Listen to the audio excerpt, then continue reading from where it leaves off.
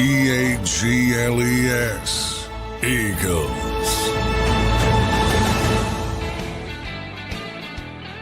Welcome in, everybody, to a Football Friday edition of Birds 365 here on JAKIB Sports. I'm your host, Zander Krause. That's my co-host, John McMullen. And your Philadelphia Eagles are 1-0 in a wild start to the year. An ugly game as we anticipated for week number 1, and a game that included just about everything. Johnny Mac, how you doing on this Football Friday? Doing well as expected. Feel like I got run over by a Mack truck. You don't look like it, John. You look like $1 million this morning. Yeah. I don't think that's in a regular morning, but I appreciate you saying that. But we're here, and we'll get through it. Obviously, the lightning delay did not help.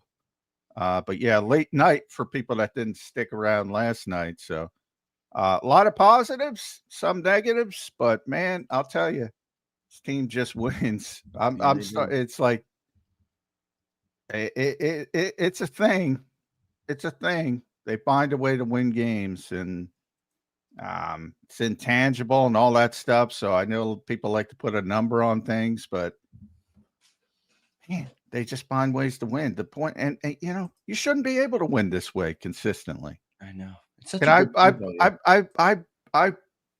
they've broken me. I'm like, well, they do it.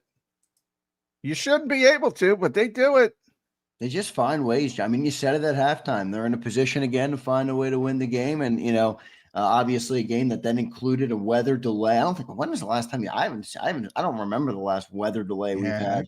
I can't remember. I mean, the old days, they wouldn't delay it. So, I mean, yeah, right. And now everything's about legal indemnity and all that kind of stuff. Right, so, right. I mean, you know, I can't remember, but it's always a groan because they have these, you know, it's got to be 30 minutes after whatever it is, after the last lightning strike. It's absurd, but that's, I'm sorry, it is absurd, but you know, that's where we are as a society. And unfortunately, we got to deal with it. No doubt about it. John, it was kind of the tail. We got a lot to talk about. We'll get to there. We got an interesting show planned today. Great show planned today. We're hoping to hear from Jeff Kerr. Now, if Jeff doesn't make it, I'm not going to beat him up for it. I don't know what time Jeff got to bed, but we think Jeff Kerr will be here. John said that's for the hardcore guys. I said I think Jeff Kerr is pretty hardcore, so we'll see if Jeff can make it here. And then in hour number 2, listen to this, everybody. The governor of Pennsylvania will join us. Josh Shapiro will join us here on Birds 365 for a little bit for a small interview. So looking forward to talking to the governor of PA. I would have dressed up more if I knew the governor was coming on. Yeah, I didn't let you know. I didn't know until last minute, so you can't beat me up for that. But now we're going to talk to Josh Shapiro, Governor Shapiro. That's the governor of Pennsylvania. So we'll talk to him. That'll be interesting to talk to Gov Shapiro, see what he has to say about the game last night. John, it was kind of the tale of two halves. 44 points total in the football game, and 41 of them came in the first half. Only 3 points in that second half, man. It was a very interesting game, a sloppy game. Obviously started the way it did. One of the ugliest starts you could ever ask for if you're Jeffrey Lurie, I think. Oh, my Lord. What an awful start. Awful, You're like, oh, is this going to be that type of season? You know, as Ben Van Sumer's getting carted off, Jaylen Carter's losing his composure, and all of a sudden you lose somebody probably for the season. Hopefully we'll cross our fingers for Ben Van Sumer, but it did not look good. It seemed that like he recognized like right away it was something significant. And then, you know, during the added time, there's that back and forth with Dak Prescott, who evidently spit on the field. And Jaylen Carter thought it was at him, but it wasn't at him, and he spit it back. And I didn't really buy Dak's response, to be honest with you. Oh, did you want me to spit on my lineman? I'm like, all right, Dak. I mean, whatever. But the point is, hey, you know what? There are antagonists in this league. I don't think Dak is one of them, but there me neither. I don't think we've ever seen an instance of him being a major antagonist or anything. No, think about Brandon Graham and trash talk and think about Draymond Green and basketball. Right. Everybody, you know, there are people who will try to take advantage of you if you're going to lose your composure. Right. And a bunch of offensive linemen, those guys are in history some of the biggest antagonists. They're like, they know when you're kind of losing it, and they'll poke and tweak. So Jalen's got to be careful with that stuff. Not only from the standpoint of, hey, don't screw over your own teammates, but from the standpoint of the officials, because you can get a reputation there, and then people will try to take advantage of you and get a free 15 yards by antagonizing you. So you better nip this in the bud, and the Eagles better nip it in the bud. You could argue it's already out of the bud because he's got a history from last year. And yeah, what did you make of his comments after the game, Jaylen Carter's? Yeah, I thought he was accountable. I was, I wasn't expecting him to talk at all. So me neither. I thought it was a positive. He didn't run from it. So I thought that part was a positive, but he put the team in a bad spot. Not only because he's their best defensive player, but that's supposed to be the strength of their defense, the interior. Now Jordan Davis had to play a ton of snaps. Moro Jomo had to play a ton of snaps. Byron Young had to come in cold, played very well, I think, Byron Young. And put him in a bad spot. No, he did, John. I think this game would have went way different had he played in that football. I mean, I don't even know if we'd be sitting here talking about a game as close as it was. I mean, Dallas was able to run the ball, especially early in the game. Even if they weren't big chunk runs, they were able to move the sticks, by running the ball, which opened Dak up a little bit. I think it would have been a completely different game had he played. Now, I don't know what they're going to end up doing with Jaylen Carter. I don't know what kind of discipline. I think the NFL put out today that they're going to review the matter. Is that what they put out? Yeah, that was real. I don't think he's getting suspended. Me neither. I don't think he will. He'll get fined, I assume. Now, what the Eagles do, they're probably not going to do anything. Nick made it very clear multiple times he's not talking about family business, so to speak, in public. So obviously he's already been talked to. Certainly Vic will talk to him. Will they bench him for a series or two? I always kind of chuckle at that. That's very collegey to me. Like, who cares? But yeah, right. They might just. Me and Sills were talking about last night, John, and he's like, somebody was like, made a super chat. They should sit him next week so he learns a lesson. No. And Celia's like, yeah, he's going to get the Jimmy Johnson treatment.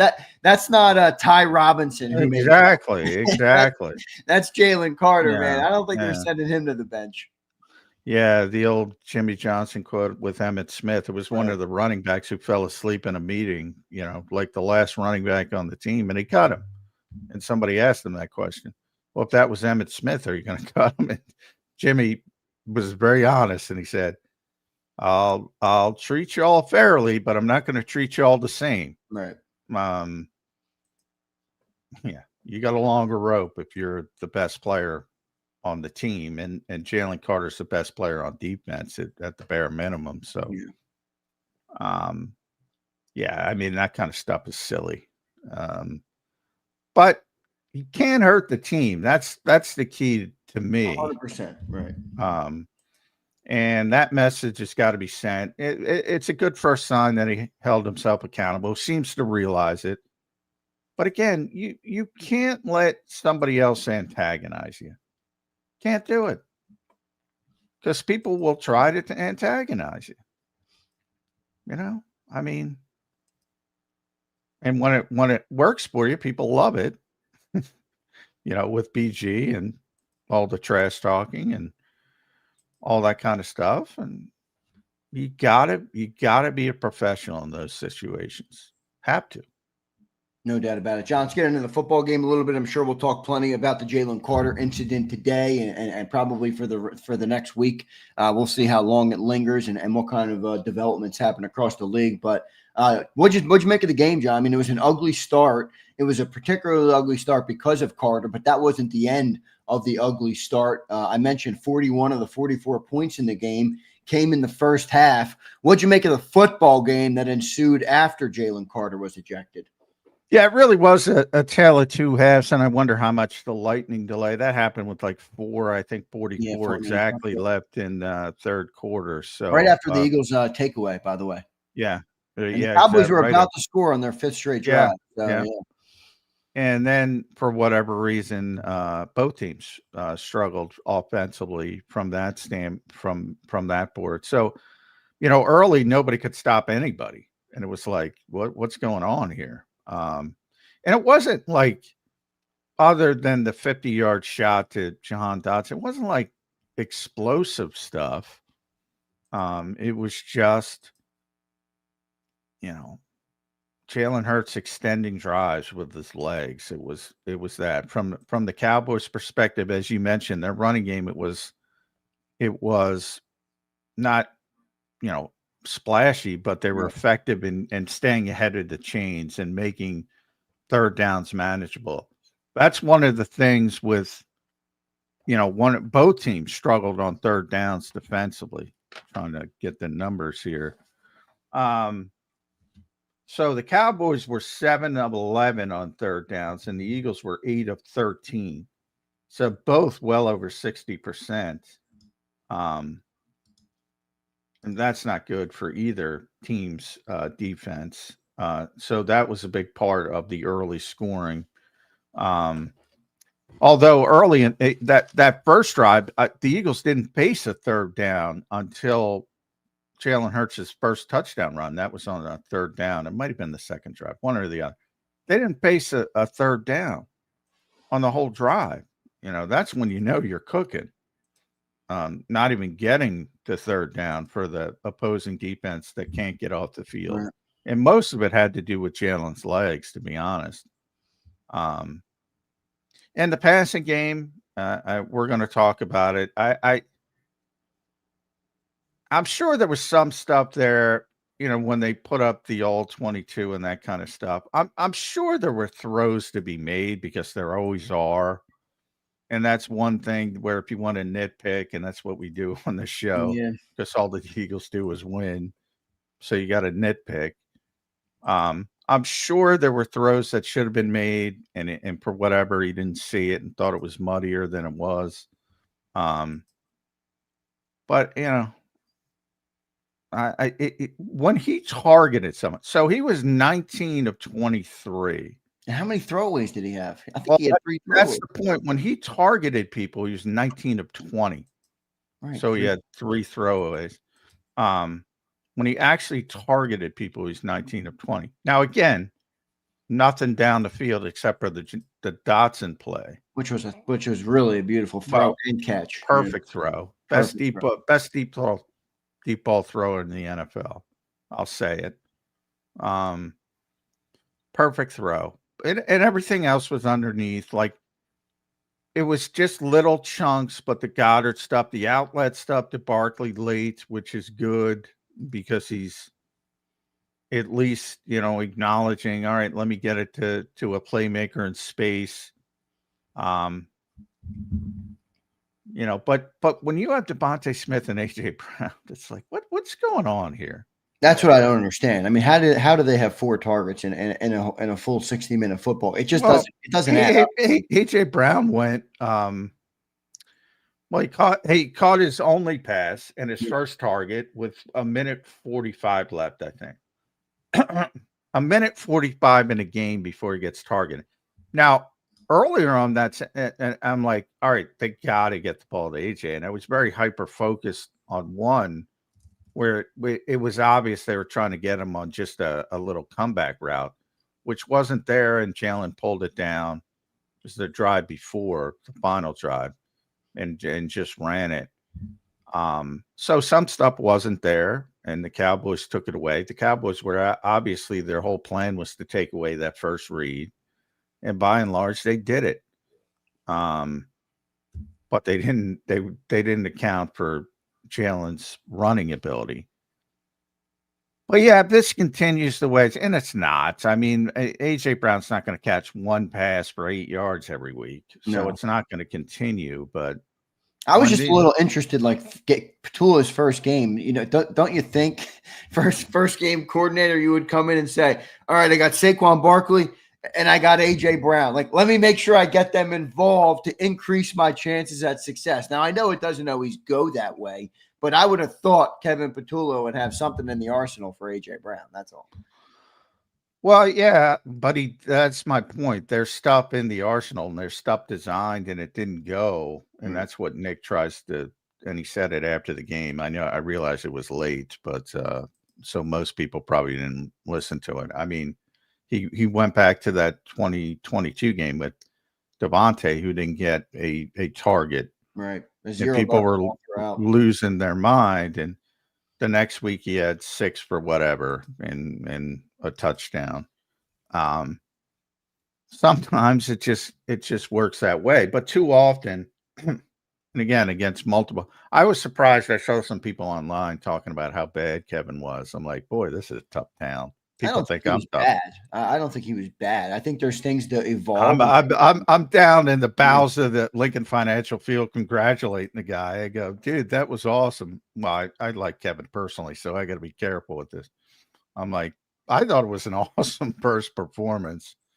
And other people are just shitting on him. Well, I thought he had a strong first half. I mean, I think they scored on most of their drives in the first half. Yeah, they scored on their first 4 drives. Right. So, I mean, I think from touchdown. But the second half wasn't as good for Kevin. No. And it wasn't as good for both teams on there was obviously 3-point score. It's very hard to keep sustained touchdown. Right. It's very hard to sustain that, but yeah, I mean, he's in it. And, Kellen went through this and Brian went through this. When you have these games, the Eagles have these games. They have these games where they don't throw for a lot of yards. I'm at the point where I started the show, I'm at the point where, like, I bought into Jalen's efficiency thing. Well, was it efficient? Because I came out of that game saying, I thought Jalen played really, really well. I thought he played amazing. I did. I thought he played really good. Now, there are times when they've had these low volume passing games where I've come out of the game saying, yeah, that's not a good game. Carolina last year. And there were a number of them last year. But that was the game that kind of spawned the AJ quote about passing. And it was just really ugly. I didn't get that feeling coming out of this game.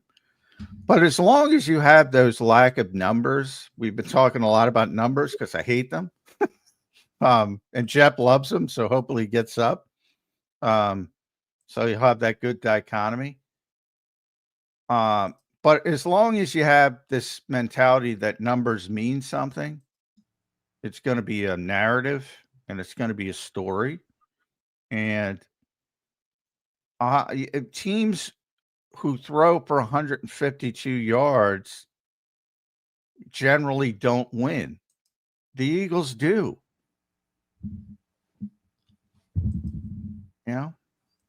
I can't. That is the goal, right? Yeah, 100%, John. 100%. So, yeah, but as long as you have those types of games, it's going to continue. That narrative is going to continue. Yeah, and I think Jalen should continue to do what he's done to get to this point. Don't worry about any of the outside noise, and I don't anticipate he will. John, let's go over to the defensive side of the ball for the Eagles.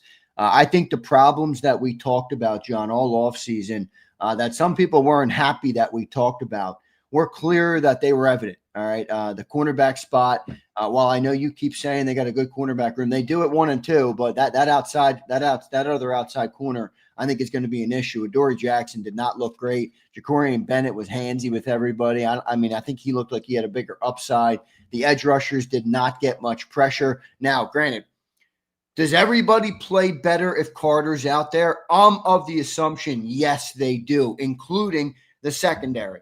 He wasn't. So it's a little tougher, I think, to gauge the defense and what they were able to do. But what'd you make of the defense? What'd you make of some of the guys that you thought stood out, whether good or bad, on that defensive side of the ball? Well, I thought the guys who stood out, one would be Zach Bond. I think Zach Bond maybe made the play of the game by chasing down Miles Sanders because ultimately the Cowboys would have went ahead. They didn't, and right after he chased him down, essentially came the fumble. The Eagles were able to Byron Young. I think Jahad Campbell they originally gave credit. I think when they look at it, they'll give Byron credit, but they both were in on the play. Right. That was obviously a big play, but it doesn't exist if Zach doesn't chase him down. And he got over next gen stats over 20 miles. He's chasing around. He's running over 20 miles an hour in the open field. And Miles played here he's not the same guy, obviously, but he was very fast when he was here. Yeah. And I'm sure he's not the same. Still, it's pretty impressive to watch Zach Bond do that. It's still a very impressive thing. So, Zach Bond, I think, played a tremendous game. I thought Jahad Campbell as a rookie played a really good game. I thought Makuba was okay too. I mean, in the sample. Yeah, I think they both, I think they both were. I think Drew was fine, but I think Campbell was legit good. And we'll see. I got that one play, John, where he dropped back into coverage. Yeah, like 30 yards down the field. Linebackers struggle with that. Yeah, and you've been saying, I mean, one of the areas that he's kind of struggled through camp so far, at least just getting acclimated, was the coverage element. And I thought that was a really amazing play by Jahad Campbell there. So I thought a lot of positives from Jahad Campbell. I thought because of the circumstances they were put in, and how much they had to play, I think Jordan Davis and Moro Jomo played well. Just the amount they had to play. And then I think Byron Young played well, coming in a tough situation. But with that said, I mean, some of the Moro stuff evaporated from a pass rushing standpoint. It wasn't dominant from a pass rushing. I just think he persevered. Yeah, I thought Moore is going to have to give a little more. Now, obviously, life got tougher with no Jaylen Carter. But and you had an All-Pro guard on the other side who was beating people up a little bit. And I think the edge rushers were not good. I thought the best edge rusher was Josh Shapiro, at least in a limited. He had two good. And he's just much more, and he should be. He's much more refined than Nolan Smith and Jalix Hunt. Right. I don't know if he's prepared. I don't know if he's prepared to handle major snaps. But obviously, he's Azeez Ojulari and Obo didn't even dress. I think a lot of that was they were so concerned about Cavante Turpin. And they did a phenomenal job on him. Yeah. Braden Mann was unbelievable. Braden Mann, man. What a good punter he is, man. They got rid of Cepas and brought him in, right? He's a great punter. And then Jake Elliott banging through the 58-yarder. John, I think that thing would have been good from 65.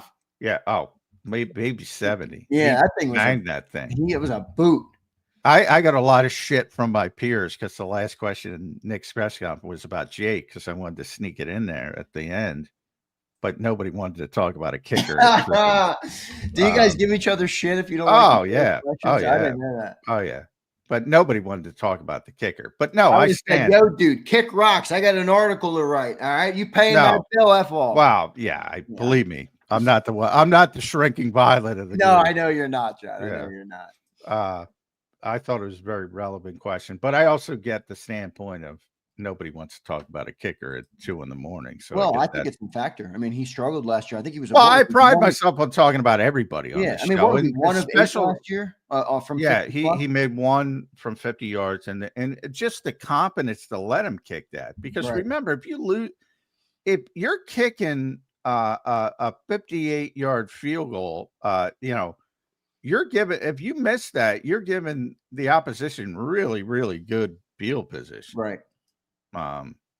So, you have to understand that part of it. And have the confidence in him coming off last season, I thought was an interesting part of it. But yeah, special teams, they did a great job on Turpin. Man didn't even let him return. He had great punts. which you rarely see anymore, the coffin corner type stuff where you don't even let the returner have an opportunity. And then one of the reasons Patrick Johnson was up is because he's a good special teams player. So Maiden, Maiden, I'm tired. So Braden Mann had 3 punts for 146 yards, which 48.7 average, which is good. The net, though, which is the key and which is everybody should look at, that's Right. what you was 48.7. Nothing. 48.7 gross, 48.7 net. Right. He had 2 inside the 20, 2 went, Turpin didn't even get an opportunity on 2 of them. So yeah, special teams, big part of that win. Yeah, very positive performance there. John, what'd you make of the interior of the D line? I mean, I think it was a interesting test from the perspective of losing Jaylen Carter. I think I saw a tweet that you retweeted from Next Gen Stats about Moro Ojomo and Jordan Davis both playing over 85% of the snaps last night. Not something Jordan Davis has ever done in his career to this point. What'd you make of what they were able to do interior-wise without Jaylen Carter? Yeah, I thought they did well in difficult circumstances. The official numbers came out this morning. Jomo played 55 of 61 defensive snaps, 90%. Davis played 53, 87%. Yeah. You can imagine. So that total, 108 snaps total, Jaylen Carter's the guy playing 90% if he's playing. Yeah. So the rest of those. Todd Campbell, he had 92% of the snaps last night. Well, yeah, he's a starter. I mean, yeah. that's how it's going to be. And, Sidney Brown at safety did play a little bit because they played him. It was interesting. So all that we were talking, where's Cooper going to play in the base defense, which they rarely play? He played outside corner. He didn't play safety. So what they did was they had him at outside corner. Sidney Brown was the safety in the base defense, and that's how they got him some work. And then when they went to nickel, and they're in the nickel far more, Makuba came in at safety.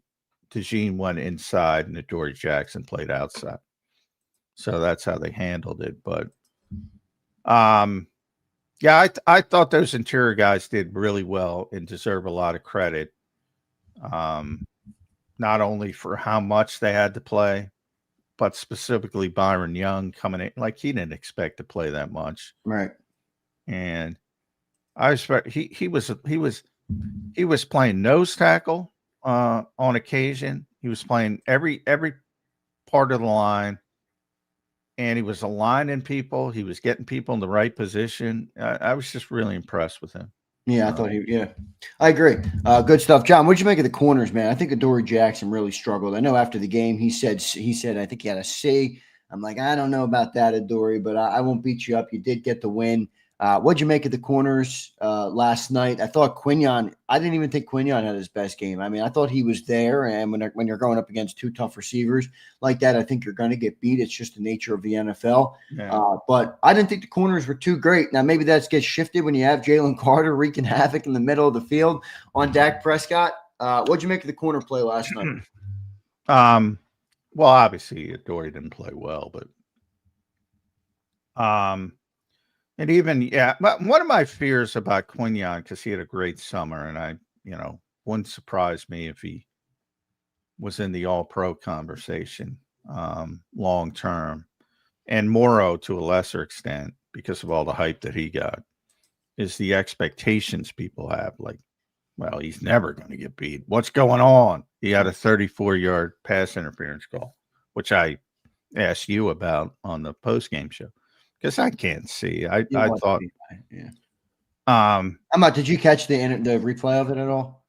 Yeah, a little bit, but it's it's. I haven't. I'll watch it here. Yeah, you probably didn't get home till 4, and you're up here. I'm not. I'm not. I wasn't. I know you haven't had all the time in the world to go back to that. But yeah, they have TVs in the booth, but they're farther away. It's not as easy to see, but you're going to get beat in the NFL. I don't know where this mentality came. So NFL rep stats. Let me get the exact tweet. Sent me. The Eagles last year. The Eagles committed 8 DPIs, defensive pass interference penalties, for 131 yards the entire season, including the playoffs. They had 3 in the first half last night for 50 yards. And it was Mitchell, and it was Jackson, and it was Bennett, all 3 of them. So yeah, I don't think it was the best, and that was from NFL Rep Stats. You should go follow him on the X platform. Yeah, but it that was a great season. But as I always say, special for a reason. Doesn't mean you're going to replicate it. And they're probably not going to replicate the way they played last year. But doesn't mean that they're still not strong at that position with Quignon and Cooper. We'd probably be having a different conversation about the corners. I thought the same thing as everybody else. Well, they persevered.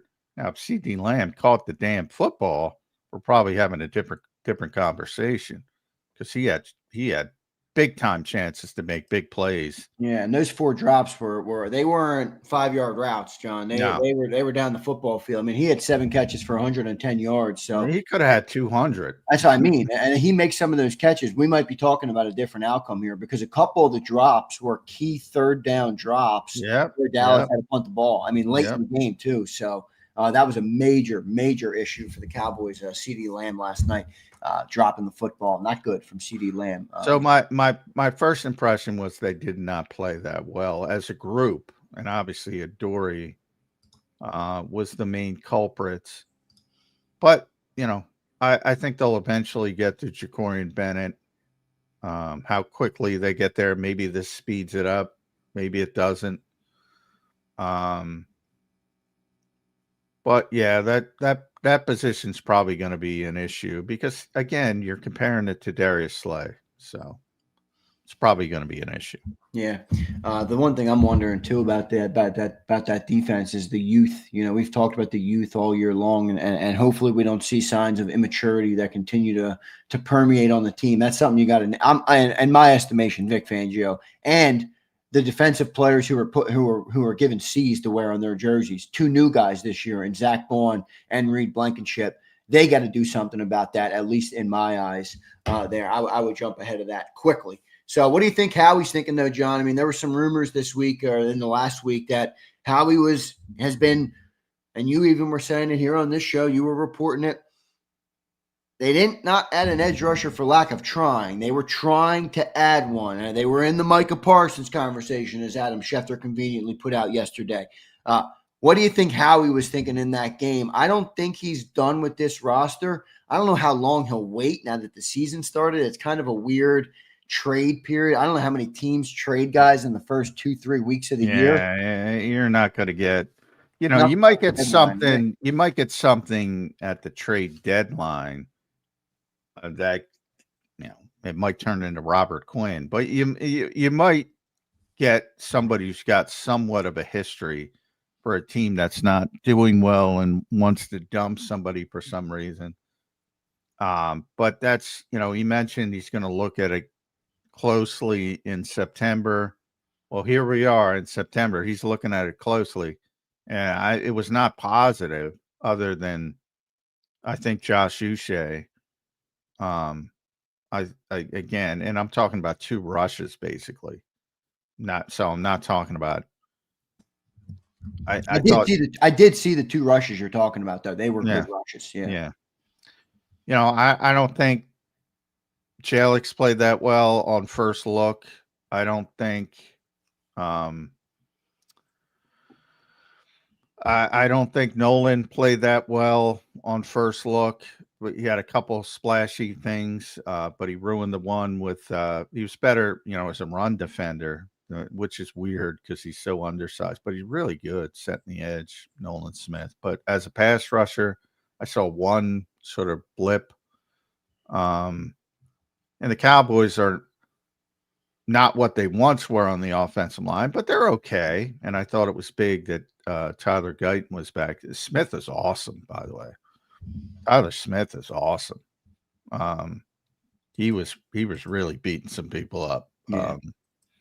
But I knew he was good. I didn't realize he was that good. They put a stat on the screen last night. I forget what it was, but it was something about pressures allowed. He like leads the league in guards, and I think it was last year, and pressures allowed. So he's really good. That kid. yeah, he really is. I think he's only 24 years old too. Yeah.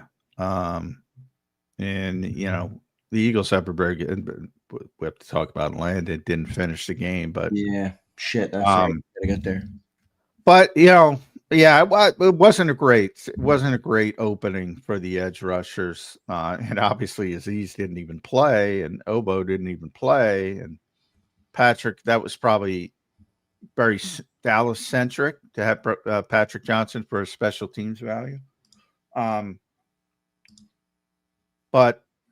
they're already supposed to work out Isaiah Foskey this week. Who was a second-round pick a couple years ago. So those are the kind of guys you're looking at as potential. All right, can this guy make us a little bit better? And he worked out for the Bears yesterday, so who knows? The Bears might sign him. He might not even get here, but he's the 40th pick in 2023, so pretty high-level pick. Maybe you can get incrementally better with somebody like that. I don't know what happened in New Orleans, but I do know he hasn't had a sack in his first 2 years, so that probably has a lot to do with it. So it's not like you're finding an answer. Right. Maybe you can get a little bit better, but the ship has probably sailed on difference makers. Yeah, well, there's a couple things I'm rooting for here, John, at the start of the year in the NFL. Ready? I'm rooting for the Eagles' success because I am a fan of the Birds, and I'm rooting for the Jacksonville Jaguars to start 0-6 because I want them to think about cutting bait on Trayvon Walker, Johnny Mac. That's who I want. Yeah, well, you never know because Tony's listening, Tony Khan. Well, John, if Howie was in the conversation for Micah, which we knew he was because he's in the conversation for everywhere, and I don't know what level that went to. It didn't go far. Come on, Adam. Come on. But if he's in that type of room, that might suggest he's willing to pay more than what we originally anticipated, maybe more than a Timu guy. We'll see what he ends up doing or if he does anything. Well, the thing about the Eagles is, and really, this was exemplified, and Howie's said this in public, so I can say it, with Saquon and Zach Bond, because everybody's like, well, he doesn't pay running backs, he doesn't pay running backs, he doesn't pay running backs. Well, he paid a running back when he got a great running back. He doesn't pay stacked linebackers, off-ball linebackers. He doesn't play off-ball linebackers. He doesn't pay off. Well, he paid a great one in Zach Bond at the level of those positions. Obviously, a difference, edge rushers, top tier other than quarterback. He will shift his thinking for what they think are great players. And obviously they think Micah Parsons is a great player, which I've been screaming from the rooftops for as long as possible, but people don't want to believe it. So whatever. You wear that Cowboy jersey, John, you get a little bit of clouded vision in Philly. But there's a difference between Micah Parsons. Like, is he going to pay Trayvon Walker 30? Probably not. I'm thinking 26, 27, man. So it depends on a lot of different things, but he has that mentality of all right, this guy's different. This guy's different. This guy's different. And I'll change because of the player, not the position. Right. And their philosophy is get great players and pay those players regardless of position. Yep. John, let's talk about Landon Dickerson. Went down last night. You were worried about kind of the injuries that stacked up for him coming into the year. He was unable to finish the game. I don't know if we're looking at extended time, but I think there's a situation here, John, where the team should protect the tough player from himself if they need to. I know he wants to be out there, and believe me, I respect that and I appreciate that.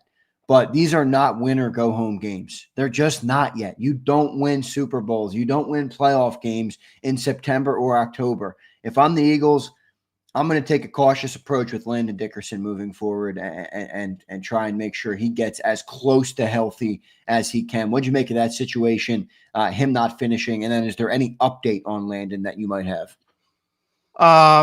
Just that it was the back and it wasn't the knee, because you're always concerned, all right, what's going on? Right. But it was the back. He played 52 of the 63 snaps, and then Toth came in and finished. But he was able to walk off on his own,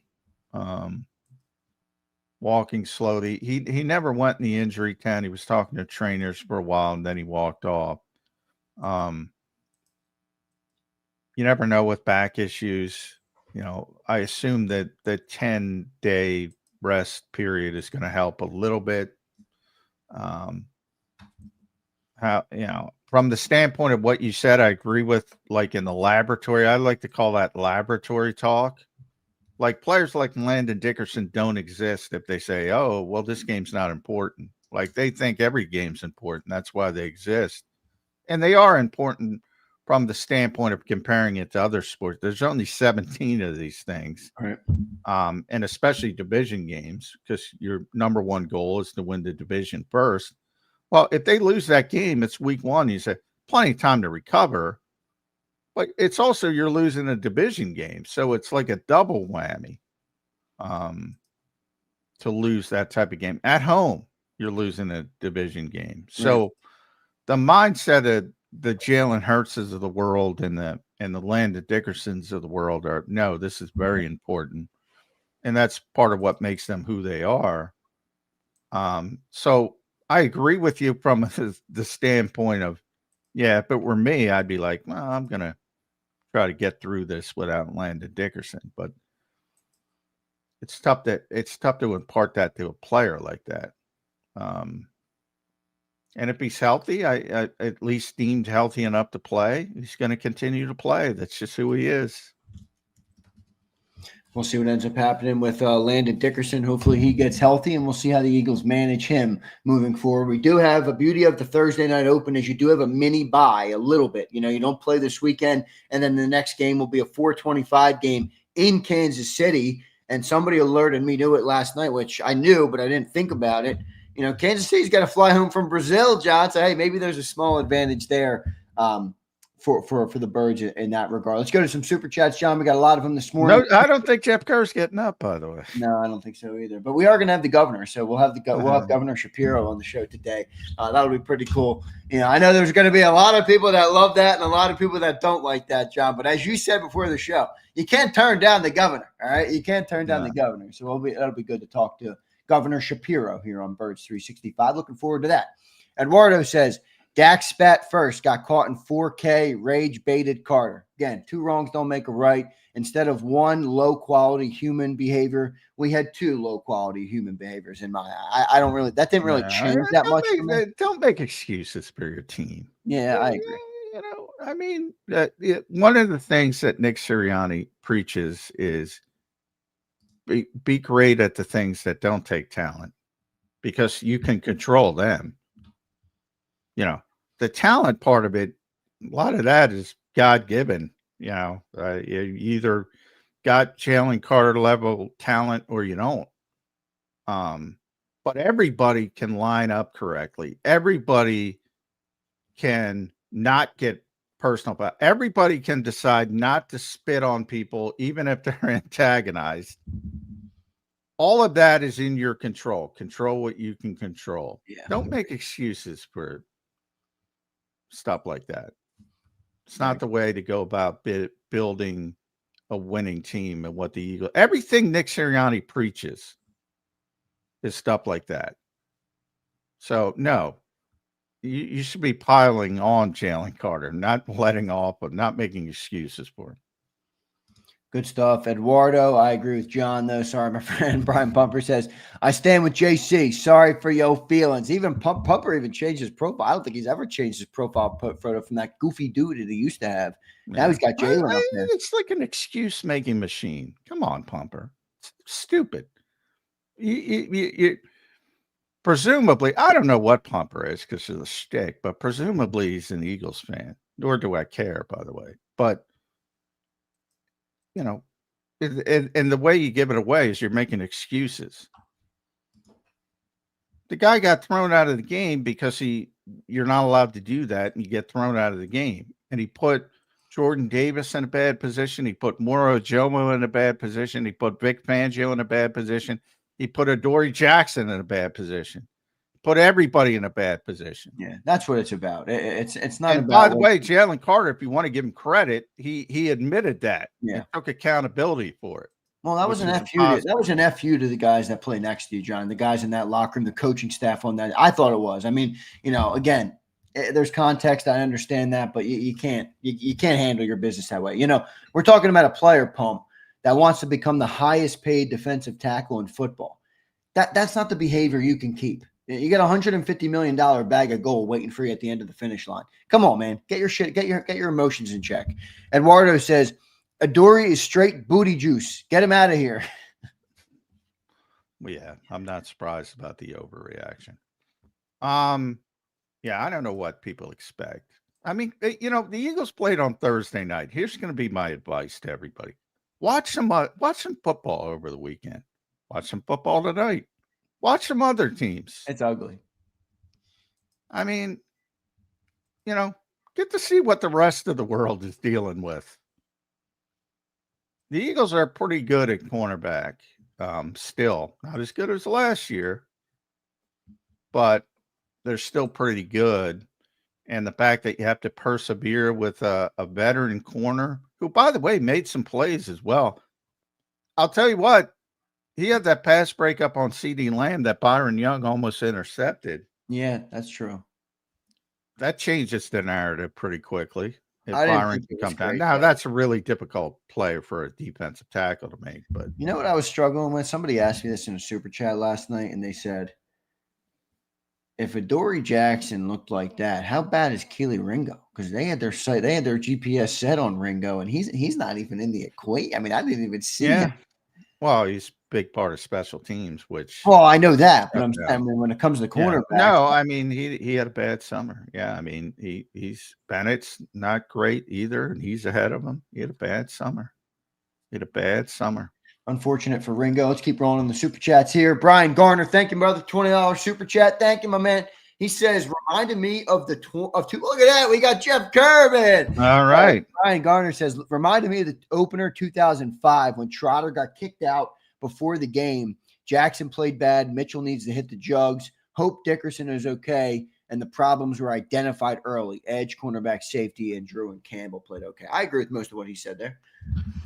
Yeah. I think I was 7 years old in the 2005 opener, so I can't exactly give a lot of reference to that, but Jeff Kerr, I'm sure can. Yeah.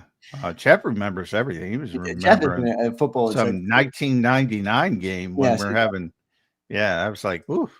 Rain Man. It surprised me if Jeff has rewatched the 2005 opener at some point in the last couple of years. I do remember that when somebody got kicked out, but I don't remember it that well. I just don't make excuses for it. That's all I'm asking. I get, the officials suck, blah, blah. I get all that every week. I made a little joke about, I talked how well, let's bring Jeff up. I talked how well that Jalen Hurts played, even though it didn't look great statistically. And then I made a little joke. He was trying to add an Academy Award to the his trophy shelf when he took that dive after he got pushed a little bit late. He just went flying and tried to make it as, he tried to get 15. That's what he should do. That's smart football. And everybody's losing their mind, taking it so seriously. How dare you impugn I'm like, settle down with the official stuff. I feel like I have to do it. Stop complaining about officials. Jesus, it's baked in. You're going to get some calls that go for you. You're going to get some calls that don't. Get over it. Control what you can control. Jeff, am I right or am I wrong? You're not wrong.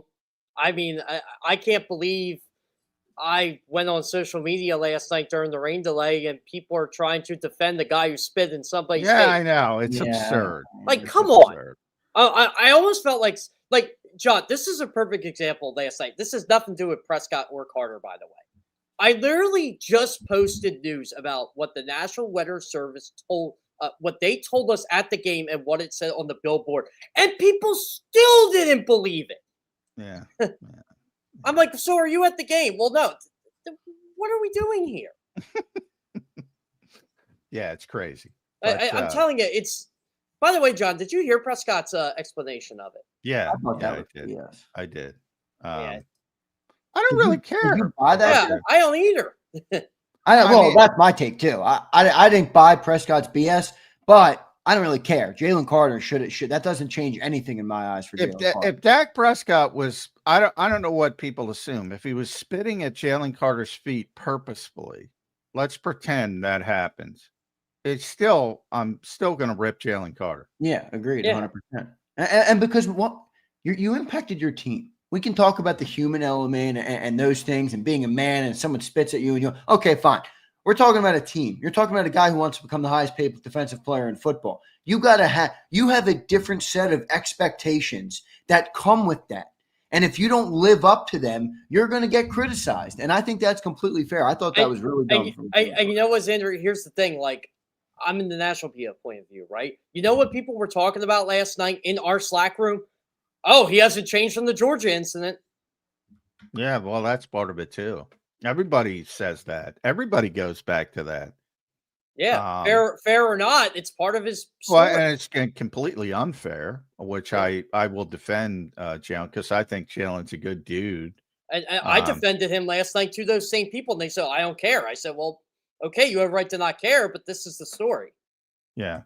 But yeah, I mean, if he wants to be, and he certainly wants to be, and I was talking to Sal Palantonio about that before the game, like he's going to be the highest paid defensive player in football, passing Micah. I think a lot of people have that thought process.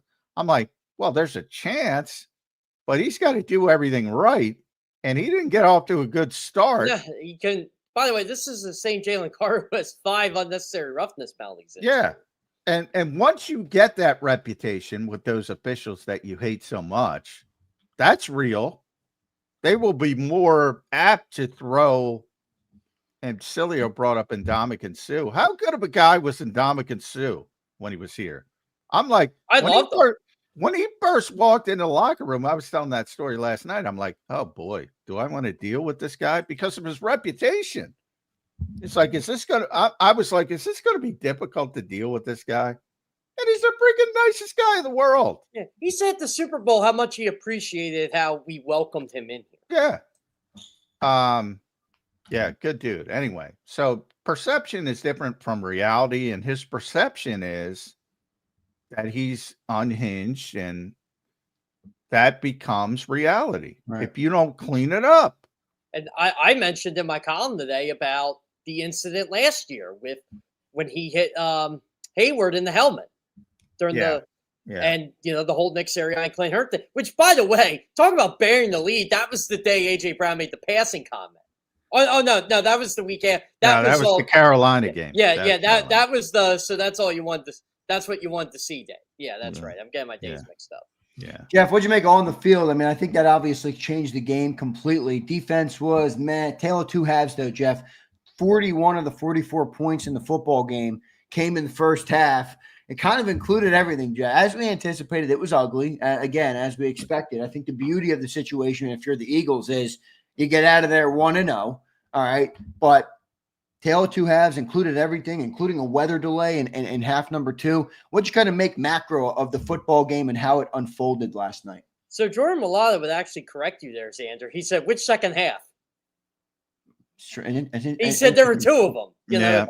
Which one we talking about? Talking pre-delay versus post. Yeah, well, I mean, I was wondering that I was wondering that we were on live on the Green Zone here on JAKIB Sports when the delay was happening, And we were discussing that, how does this impact the players right now? Because kind of just have a halftime, you come back out, and now you're in the locker room for another 30, 40 minutes. I mean, I don't know how long the delay was. Do you guys it was an hour and 4 minutes. Hour, yeah, just over an hour. Yeah, it was pretty long. Yeah, it was. It was not good. It was not good. It was it was John and I knew we were in for a long night, and I mean Yeah. I was joking. Jeff was there. I got a lot of shit for asking about Jake Elliott late in the press conference because everybody wanted to go home. But I'm like, you know what? Yeah, that was a big play in the game. It was a big play. To kick that 58-yard field goal, that completely shifted things. Think about it. If he misses that, you give up the field position, but also you have a 1-point lead.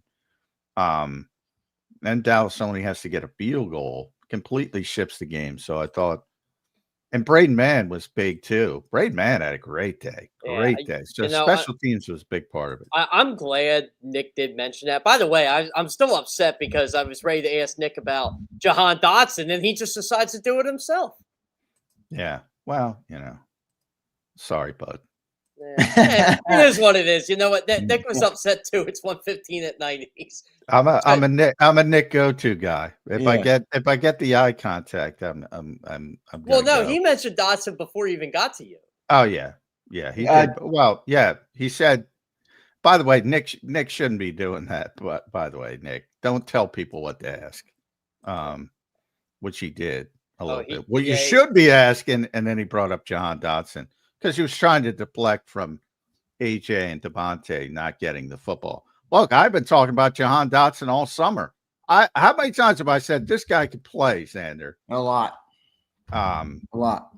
And, he's not going to get a high volume of targets because of where we are with this team. But when he's got an opportunity to make a play, he generally makes it. Unlike he admitted Wes last Watkins, night. Yeah, Dotson admitted last night, like, Jalen told him, hey, just so you know, quarter's up. And that was kind of the signal to him. And he said, you couldn't have thrown a more perfect ball than what Jalen threw. Oh, that was beautiful. That ball. That ball popped off his hand, man. That thing was launched by Jalen. That was great. He's the best deep ball thrower in the NFL. I firmly believe that. Oh, by far. That's a bold statement there too, John. I mean, it's not that bold. Right, but it's a bold statement. There's a lot of good quarterbacks in this football league. He has the most deep ball touchdowns and the most and the highest deep ball passer rating over the last 3 years. So it's not that bold. Jeff, I said last night, speaking of Jalen Hurts, as we're on the subject, I mean, I don't think they even come close to winning that football game without him. And people love, John, you elaborated on this beautifully in the postgame show, where when you look at the stats, you're not going to be enamored by Jalen Hurts that much. He's not that type of quarterback. But when you watch the games, you quickly realize what type of impact he has on the football field, especially with this team. What'd you make of Jalen Hurts' performance last night? I thought he was great. I mean, honestly, it just felt like a typical Jalen Hurts game. He had the most scrambles he's ever had in a football game. He had 2 scrambling touchdowns. He was just what I really liked is he didn't try to force anything. If there was something underneath, he took it. If they had a deep shot, he took it. He only took one, but he took it. And look, AJ Brown was covered most of the night. It was very, and AJ Brown alluded to that. He said, "Look, we won the game," and I'm sure it'll be talked about later this week. They still got some things to correct here. But look, I thought Jalen did a masterful job at just controlling the game, making sure this team doesn't lose. And Nick Sirianni is right. We preach about turnovers. Well, the Eagles didn't have any, and the Cowboys had one. That was a big one. That was a huge one. And Zach Bowen, I think, deserves a ton of credit for chasing down Miles Sanders to create that extra opportunity. And then whether it was Byron Young or I think it was BY, or Jihad Campbell, they were both involved. So I had DeCheco smiling during that play because he said Bond's going to catch him. He said, or maybe not, and then he caught him. And I said, you're underestimating your own ability of football. That was impressive by Zach Bowen. That run. It was. And that was real impressive. I think he could have caught him earlier too, but he was trying to punch the ball out as well, I think. And Miles has 12 career fumbles, so it's not a bad strategy. By the way, how about Jihad Campbell last night? Yeah, I thought it was great. It was great. I mean, the highlight play from him, obviously, Jeff, was when he drops back 30 yards in coverage and breaks up a pass to Jake Ferguson. Because one of the things that most linebackers, I'm not picking on Jihad, most linebackers struggle, in coverage, especially early in their careers when they're getting acclimated. I thought that was a really good play, man. Well, that's exactly what you're trying to do. Get the tight end, mix down the seam on a linebacker. Right. You shouldn't be able to. And Zach had what play like that too, where it's 30 yards or so. And Dak threw 2 really good balls. Again, it's going to get lost in the show. I thought Dak Prescott played really well last time. Oh, he played great. Yeah. It's not his fault CD Lamb dropped 4 passes. 4 passes, and those were crucial passes. And two of them should have been picks. Like three of those drops were easy catches. Yes. The last one was real tough. Yeah. Easy catches. I mean, that deep one down the middle on third down late in the fourth quarter. That was a perfect throw by Dak Prescott. Yeah. I mean, perfect. Yeah, it goes right off his hand. Over 2 defenders. I mean, in stride. I couldn't believe he dropped that. You know what, guys? It's funny, right? Because we like to talk about how good A.J. Brown is amongst his peers, amongst the best in the NFL. A.J. Brown had 1 catch for 8 yards, and you could say he had a better night than CeeDee Lamb did. And CeeDee Lamb dominated. Yeah. Well, but that's the Eagles offense. Like I started this show, Jeff. Here's where I am with the Eagles offense. You shouldn't be able to win this way, but they do. They do it all the time. At some point, other teams can't. One of the things I always say about all these lists, and another one came out from I forget who, and Jalen was 8th. They're all very consistent. And the reason why I think they're consistent is because they're interviewing other GMs and other executives who can't play like the Eagles play and don't want to play like the Eagles play. So they can't win games by throwing for 154 yards. So they look at the Matthew Staffords and the Jared Goffs and the Justin Herberts and say, oh, that's what I need.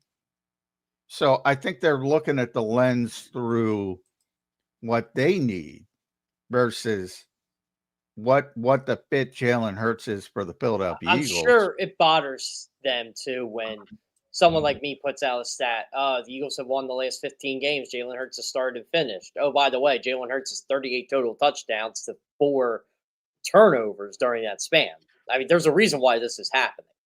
Yeah, there is, but it doesn't resonate everywhere. Yeah. It doesn't. Most teams can't play the way the Eagles play. Period. They cannot play the way the Eagles play and win games, which makes it very unique. And I'm at the point where, all right, I'm just not going to look at the stats. And I came out of that game saying Jalen Hurts played very well. Now, you can spin the numbers and say, this isn't good enough. This isn't good enough. This isn't good enough. But to your point, what is it, 15 out of 15 now? Yeah, 15 out of 15. I mean, at some point, I hate to go all Jalen Hurts on people. Isn't that the goal? Yeah. The goal is to win. That's what his goal is. Absolutely. By the way, how about Jalen Hurts bringing the ultimate winner to the game last night? Yeah. He's not the ultimate winner, by the way. No, they judge him as that. Bill Russell, Yogi Berra. You know how many people have won more titles than Bill Russell's got 11. You're not a Jordan guy. Every time we talk about Jordan, you jump in to correct. First of all, well, because I think people have a very short view of history. Well, history started when they were born, exactly. or what they've seen. Exactly. I've never seen Bill Russell. So. I didn't see Bill Russell either. I'm not that old, but I know he won 11 damn titles in 13 years. That's a lot of titles, man. That's a lot of titles. I know enough people that lived in that era and they're still living that. Still tell me to this day, Will Chamberlain was twice the player. Oh, Will was a better individual player. Yeah. Well, but they don't discredit Russell. They're like, hey, no. Guy won. Well, the difference, if Wilt was going to average 35 and 20, Russell would hold him to 25 and 15. That's the difference. But like the Sixers would lose or the Warriors would lose conference finals, and Wilt would average like 40 and 20. Yeah, they just didn't have any. They had good players around them. No, I'll push back on Zander. I never dispute Michael. No, Jordan I wasn't saying greatest players of all time of any sport.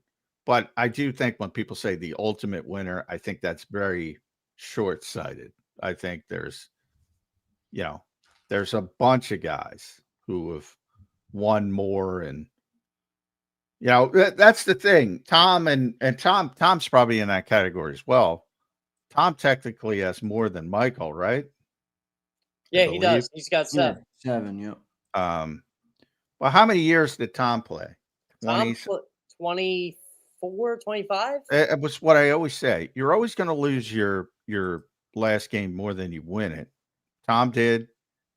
Michael lost it more than he won it. Bill Russell didn't. Michael could have walked away with the winning shot, and he decided, I got to come back again. All right, I don't want to get on a Jordan. Yeah, I'm on a tangent. Jeff, I do want to take you to the defensive side of the ball. It was the side of the ball that we had a lot of questions on coming into the year. And we still have a lot of questions on it. That's where I was at. I was going. Did you answer any questions? Has more questions emerged? What did you make of the defensive performance? But I will say this, and this is me personally. I don't know how you guys feel about this. I'm viewing the entire defensive performance through a clouded glass because of Jaylen Carter's out. I think he would have changed everything. It's hard to judge almost anybody on that defense without that player. Now, that doesn't mean you don't have to persevere. Doesn't mean you can't be judged for your performance. But for me, it clouds it a little bit. What'd you make of the defense in that game? I'll say this, too, with Jaylen Carter. I thought the rain delay was huge for Moro Jomo and Jordan Davis, who looked absolutely gassed. By the time that happened, and all of a sudden, Moro's getting pressures. Davis again. Davis should have had a sack on Prescott last night. I thought Davis actually played really well in spite of everything that happened, and I kind of wish he would have talked last night because of that. But he was banged up. Oh yeah. He had to go with the medical guy. I don't blame him. I mean, he played like 89% of the snaps. Yeah. I mean, Moro played 91, 92, John. I think it was like he only missed 6 snaps. Yeah, he played almost the whole game. So he played like that's what Jaylen Carter would have played typically, that level of snaps. Byron Young had a good game too. Byron Young had a very good game. I mentioned him. I was impressed with it. To Zander's point, but I mean, Jaylen Carter put him in that position. That's the whole. No, I agree. I'm not using it as an excuse, but I am using it as context for the defensive performance. I think we learned, Zander, this defense cannot afford to have someone like that get hurt or anybody like that get hurt, or else they're going to be in major trouble. Well, your Adoree Jackson alarm on 1 to 10. How high are you on Adoree Jackson is the worst cornerback of all time, or settle down, which would be 1? I mean, my alarm was at 20 before the game started. It just confirmed what I already knew. I mean, this is the best they got. I defend Adoree a little bit, partially because I think people are so over the top that he's the worst cornerback in the history of the world. I just don't think he is. No, I don't think he is either. He's not, but he is going to be the guy that gets picked on all year for the Eagles. Of course. Yeah. Well, why would you? No, I know. No, they should pick on Howie Roseman for that malpractice of what they have out there. Well, how dare you? I don't know, but look. Howie's in a tough spot. Do you agree or no? I mean, maybe it's not as bad as I'm thinking. I think Howie's trying to gauge having a great roster. Or can I throw in? Can I throw in? Maybe people are a little bit spoiled by having Slay and Mitchell and DeJean last year, and think that's normal. No, I mean, you were gonna miss Darius Slay. By the way, Darius Slay was awesome tweeting during the game last night. I didn't even check. It was great. It was great. He felt like a play-by-play guy. It was kind of cool. Yeah, he still wants to be here. I know. I want to go to a super chat, guys. We got a huge super chat. So I want to thank Big Marshall, but there's some good topics in here I want to hit you guys with. Big Marsh, thank you, brother, man. $50 super chat. We appreciate it. He says Adoree is trash. They picked him on him all game. Reed won all this money. Everybody's trash. Everybody's trash. Cornerbacks especially. Cornerbacks are going to get beat. Quinion got beat. Finish the super real quick. Yeah, Quinion got beat. Reed wants all this money, but didn't make 2 game-changing plays. No, sir. Let's go, Zander. The Walker train moving. Edges were non-existent, even in Carter's absence. Unacceptable. Carter ain't getting bullied. Where does Reed want all this money from? Where's that coming from? I don't know. He just signed athletes first. I think he's looking for the bag, Jeff Kerr. I think he's Can't blame him. Can't blame him. Oh, yeah. Why wouldn't he? Why wouldn't he? Breaking players look for bag. Yeah. I mean, what do you expect? Of course, he wants the most money he can possibly get. And they'll probably get it for him, by the way. Well, do you guys think they got to make a move at edge? Yes. I have been saying it from day one. It ain't good enough. It's never been good enough. I just wonder what the defensive line would have looked like if Jalen was out there and you got a lot of pressure. Well, it would have been better. Yeah. No doubt. John, I know John can back me up on this. Like, when people were complaining about their edge situation at Dory Jackson last time, like, did you think we were lying to you this whole time? Well, probably. I thought Josh Uche was he's the most refined pass rusher on this team. He had a good night last night. I think he ended up a couple pressures. I'll have to look at his numbers. Yeah, he had 2 good pass rush. I had 2 stand out where I'm like, wow, that was a good pass rush. I see what Lane's talking. He's got this little inside move that gave Lane headaches. He still talks about it from that Patriots game a couple of years ago. Talks about it all the time. I brought it up to him the other day. Yeah. Because Lane gets, he doesn't get beat very often. So I have some hope for him, but how realistic can he play 50 snaps a game? I don't think that was what he was signed here for. But of all the skipping steps, there's always skipping steps. I talk about it a lot. I don't think there's more skipping steps on any player on this team than Jalen Hunt. To me, it's absurd, the hype on that. I don't think it's fair to him. It's not. It was always unreal expectations. Yeah. And for Nolan Smith, in a sense. Well, yeah, even Nolan, but not nearly to the level of Jalen, because Nolan is, like I always say about Nolan, I know he's a good player. It's a matter of how good he's going to be. Can he hold up? Right. At his size over 17 games in the playoffs. That's my that's more of my concern with Nolan. With Jalen, I don't know if he can play. I hope he can play. I think one of the biggest surprises from this game to me last night, John, is I know you and me and Checo like to play who's going to be inactive a lot, and both of our eyes kind of went up when it was Azeez Ojulari who was inactive. No, I thought he was going to be. I was surprised that it was once I knew Patrick was elevated, I immediately said Azeez is going to be down. I thought it'd be Ogbo. See, that's what I thought, Jeff. I thought, but when both of them were down, that's what I was surprised about. When both of them were down, that was a bad sign to me. Yeah, you went with 3 edge rushers because I don't think Patrick Johnson took any snaps on the edge, did he? I don't remember. Yeah, he did. He had like 12, I think. He after the rain delay, he played a little bit.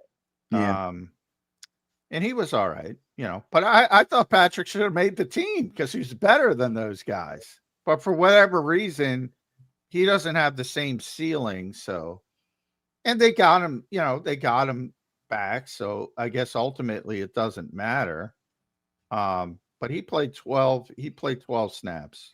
So I had a Giants writer text me, "You're gonna be on the team next week." I said, "They don't have any." Not. Yeah, but they're bringing in Isaiah Foskey this week, probably just for the practice squad. But and who knows? Maybe he was visiting Chicago yesterday, I believe. So maybe he signs there before he even gets here. But he was the 40th pick in the draft a couple of years ago. He's got a nice bend move. I don't know if he can play at all, but they need something. They need some juice there. Yeah. Jeff, what do you think of Landon Dickerson, who went down, couldn't finish the game? I mean, John talks about, and to his credit, I agree, Landon's a very tough dude. He's going to try and play. Is this an instance where you want the team to protect the tough player from himself? I mean, it's not win or go home, Jeff. I know the games are important. I know you want to win them. I know you got to prevail. I know it was a divisional matchup, but, I need Landon Dickerson in January, and whatever I can do to get closer to that reality, I'd like to do. What do you think of the Landon Dickerson situation right now? Yeah, you know what? John and I were kind of talking about this earlier this week during practice. Maybe the back injury had something to do with the knee injury. Yeah. It's correlation. Okay, do you protect this guy from himself? I mean, I love how Landon Dickerson just tries to go out there and do it. I mean, if he can play, he can play. That's the way he operates. But long term, I don't know how long this back injury could linger all season. Back injuries just don't go away. Yeah, they're difficult. They're difficult to deal with, and you never know where they're going to go. It's one of those issues. But, I have confidence in Landon that he's going to fight through it because if there's anybody who's going to fight through it, it's Landon Dickerson. But this might be that type of thing. Like last year, it was Mekhi Becton in the knee, and every once in a while he'd be out, and Tyler Steen would have to come. Maybe Landon Dickerson's going to have to be that guy this year, and Brett Toth is going to have to finish up in certain games. Not the best scenario, but to Zander's point, I don't think you can approach things that way and say I need him in January. You got to get to January. I get how good the Eagles are. I get that we all think they're going to be there, and it's just a fait accompli. But you saw how close the margin of error is in the NFL. You got to get to January, and you saw it a couple of years ago. It's not they were 10-1 and fell apart. It's not easy to win in this league. And I'll give Nick Sirianni credit for all this in the world. He's 5-0 in season openers now. He knows how to get this team on the right foot. Yeah. Oh yeah. 5. Yeah. The winning numbers are absurd with Nick Sirianni, and they just keep getting better. I get that's why I get so upset when people rank Sirianni where they rank him and they rank Hurts where they rank. I'm like, isn't the coach's job to win? Yeah, well, it is 100%. John, the coach's job is to play. Yeah. Yeah, the coach's job is to call plays, evidently. I could care. I mean, whatever Nick is doing, tough detail together as many times as I got to hear it, it does work. Maybe you do want to see him be a little bit more emotionally stable as a head coach. I mean, I'm not trying to pick on Nick. I think he's done a great job, but I don't know when Jaylen Carter acts up like that. Again, I'm not blaming Nick for Jaylen Carter's actions, but maybe if your head coach isn't as emotionally reactive, a player like that is. I don't know. I don't know if I'm reaching. I kind of give Nick more credit because last year he flipped out at Carter, and then they had to separate them. This time it's like you didn't get any of that. It was that's true. Speaking of play callers, though, I think it was probably taken by surprise too. I'm like, what? I was taken by surprise. I'm like. Did I hear that right? Or was that, I thought like they cut the mic off live because, if you have 2 of those fouls in a game, you're ejected. I thought he was announcing that's the first of 2 fouls. 2. Yeah. And I was kind of like, did the mic get cut off? Morrow said he didn't know. Yeah. I think a lot of people didn't know. Yeah. A lot of them did. And they're like, how do you not know? I'm like, cause you don't know. And then you see him walking off with Dom. By the way, shout out to Dom if he's listening. He's trying to fix my biometrics inside baseball. That was the real story of last night's game, by the way. Oh, I'm so frustrated. John was in such a great mood, and then he got a red. So frustrated by that. But anyway, I have no clue what you guys are talking about, but I'll digress on it. Guys, I'm going to talk about real quick, Jeff. We don't have much time today, Jeff. We got Governor Shapiro coming up right after you. So you're the governor. A legend. You're the lead-in for the governor. But I do want to ask you about Kevin Patullo. All right, James Carver checks in here. He says, please find out why Kevin Patullo's plays seem to all be sticking spots, full of returns and zigs with only like 5 stretch calls, including the one post to Dotson. Beyond that, a few included slants, and 2 of them were scramble drills, and all were 3 to 7 yards. John, you've kind of been talking about this all camp, not pushing the ball down the field. What did you guys make of that part of it? Well, James, good to see you back. Love you. Thank you. Welcome to the Eagles offense. It's been that way for 5 years. It's going to continue to be that way. There's not a lot of creativity. There's more motion than normal. You know, you got to give that a little bit of credit. I joked about this. I saw Kevin after the game, congratulated him. I was right behind him when that happened. Yeah, I like Kevin a lot. I think you've seen he's a good communicator. I think he's going to be better as a public face than Kellen Moore or even Shane Steichen. Shane was great behind the scenes, but not on the mic.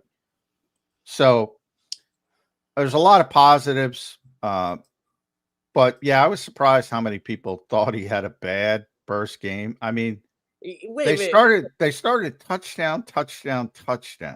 Yeah, their first 4 drives were scores. How's that bad? I don't know. I don't know. But as far as what James is talking about, yeah, I mean, you don't have Ben Johnson.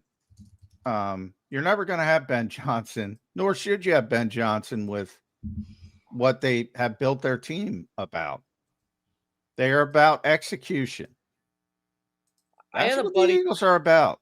I had a buddy say to me last night, why do I always feel like the Eagles offense is grandma driving the Ferrari, but the Ferrari still goes 100? Yeah, that's I like that. Yeah. I don't know who said that, but I like it. I had a buddy who texted me that last night, and I thought it was pretty funny. That is pretty good. Jeff, your final thought, man. I want to make sure we're ready for the Gov coming up. So just your final thought in the game, brother. Look, ugly game as we expected. And the Birds are 1-0. You win the night because of that. Obviously, there's a lot to dissect, but it's week 1. We expected it to be ugly. Birds get out of there with a win. Your final thought, Jeff Kerr. Look, I think they took care of a lesser opponent. If I'm going to be honest, I thought that they had their backs against the wall with the Carter thing, but I thought Jalen played well. I thought the offense moved the ball well. That rain delay just changed so much of what I thought of this game. It affected both teams. Honestly, Zander, I kind of wish both teams would have got half an hour to warm up instead of 15 minutes. What? What did you just say? You heard me. If I do not like how you only get 15 minutes after a rain delay. Oh my God! Make it 5. Yeah, what? Oh, I know. Well, you couldn't wait to get out of there. You wanted to extend that thing? I thought there was plenty of time. Yeah. But I get it. You can't criticize me for asking about Jake Elliott at 2:00 in the morning. I actually didn't mind that question. They took away everything else. Yeah. Well, you know what? It's not the question. You know what why everybody's giving you. Yeah, exactly. But the point is, Nick was taking one more question, so and he looked right at you. Yeah. So, what am I going to do? It was a big play of the game. Now, by the way, Nick is lying when he said the AJ Brown catch was the biggest play of the game. Come on. Oh, that was Jalen who said that. Oh, was that Jalen? I thought it was Nick. See, I'm losing it. Well, we all were losing it. That was Jalen who said that. And yes, it's absurd. It was not the biggest play of the game. In my mind, the biggest play of the game was a 51-yard pass to John Dotson. He threw on the money. I think Zach Bond's play was the biggest play in hindsight. Yeah, that might have been, John. I might agree with you on that. Chasing down Miles. Yeah. And that's not even a good play, but that's a relentless What's crazy play. Is you could say that was his second best play. Yeah. He had to play in the end. So there's a lot of good plays, but I think when you talk Jake's field goal that was huge. 58 yards. He only had one 50-yard field goal all last year. I think that thing could have been good from 70. It looked like it could have been. Between him and Brandon Aubrey, I just get amazed. Yeah. Yeah, that was a hell of a kick. One final thing I will say, Zander. Good. I really liked how the defense adjusted in the second half. They did 0 points. They gave 0 points. Yeah, 0 points. Beck, baby. Beck, give Beck extra time. Yeah. That's the thing. He doesn't have the horses he did last year, but he's still getting it done. Yeah, no doubt about it. Jeff Kerr, thanks for joining in today, man. Thanks for getting up. Yeah, thanks for getting up. I know you were working hard, probably at the stadium. What time did you get home, Jeff? You got a little further drive than John. Oh man, 3 in the morning. 3:30, and there was a big accident on 76 going home. Oh, wow. So I had to take 23, and I took that home. So it ended up working because there were no cars on the road. Yeah, there you go. Jeff, thanks for joining today, brother. Appreciate it. That sounds great. Thanks, guys. Thanks. All right, there's Jeff Kerr joining us right here on Birds 365. Appreciate that. We got a very special guest coming up next. All right, the governor of Pennsylvania is going to join us. Not often will you get to say that, Johnny Mac. So we got the governor. The governor's here. I didn't get dressed up. It's late. So, Governor, I see you in the green room. Yeah, let's bring him up right now. Governor Shapiro set to join us here on Birds 365. A very special guest. Josh Shapiro joins us for the first time on Birds 365. Governor, welcome to the show, man. How you doing this morning? Yo, guys, I'm good. John, you don't need to dress up for me. I didn't dress up for you. It was a late night for us, Governor, so. I was a late night for everybody, especially with that thunder delay or whatever. Oh yeah, it was terrible. You know, one thing I want to ask you, because you're obviously the governor of Pennsylvania, so you're wearing pride, your Eagles colors, but you got to deal with the western part of the state as well. How do you handle that when you're talking? And John, the Steelers have some passionate fans as well. Yeah, and by the way, they got 6 rings too. They're an amazing organization. But here's the thing: you cannot bullshit your way through sports. So I grew up an Eagles fan, Sixers, Phillies, Flyers, everything. I'm very true to my sports love. I love going to a Steelers game, rooting for the Steelers. I think they're an iconic franchise, great ownership group, all that. But I would never root for them against the Birds. I want to see them be successful. And I mean, case in point, I worked my tail off to bring the NFL draft to Pittsburgh next spring, and we're excited about that. So I'm happy to support both franchises, but I'm a Birds fan. They're an AFC team, Governor, so I can give you a little bit of By the way, as you point out, Pennsylvania is spoiled. They have 2 great organizations, great success, so a little bit spoiled with the governor, great governor of the state. And the football teams and the football organization. Yep, no doubt. Governor, John tapped into you're the governor of Pennsylvania, obviously, and you're a leader of men and women and people all across the state. I want to ask you about Jaylen Carter. As a leader, what do you make of that instance last night? Obviously, not a great way to start the year. What'd you make of the Jaylen Carter incident last night? Yeah, look, I mean, Jaylen Carter is one of our top defensive players on that team. He needs to be better. I thought it was. Let's put Dak Prescott aside. I got thoughts on that in a sec, but it was disrespectful to his team and his coaches that he basically took himself out of the game. It's just like a dumb play. You got to not only have your physical self ready, you got to have your mental self ready. And he wasn't. He hurt the team. And look, hopefully the NFL won't, sanction him and take away any more playing time. But listen, I do have to say, I mean, Dak did spit first, and I am sick and tired of the Cowboys getting all kinds of advantages, and the Eagles taking on the hits and not getting the advantages that frankly, the champs deserve. I mean, that play on the sideline where they knocked Jalen Hurts after he was already out of bounds, you do that to Dak Prescott, man, that's 15 yards. Dak spit first. It doesn't excuse Carter, but I just think there's a double standard there, and the Birds are constantly disrespected, and they don't deserve it. Again, I'm going to push back on you, Governor, here. This is one of my things. I think Eagles fans have grown up with that underdog mentality. Yeah. I always say it all the time. You saw it this week. I was inundated. With stuff about the Eagles.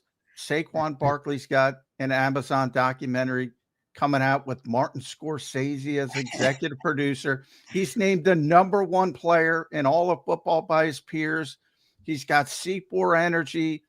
The Eagles have a sponsor for the Tush Push. They got sponsorships all over the place. The NFL, Governor Josh Shapiro, loves the Philadelphia Eagles. And part of the reason why is because the fan base is so passionate. The Cowboys, you're right. The Cowboys are the Cowboys. They're America's team. They have been. It's kind of weird. America's team. We're America's team. We can say that.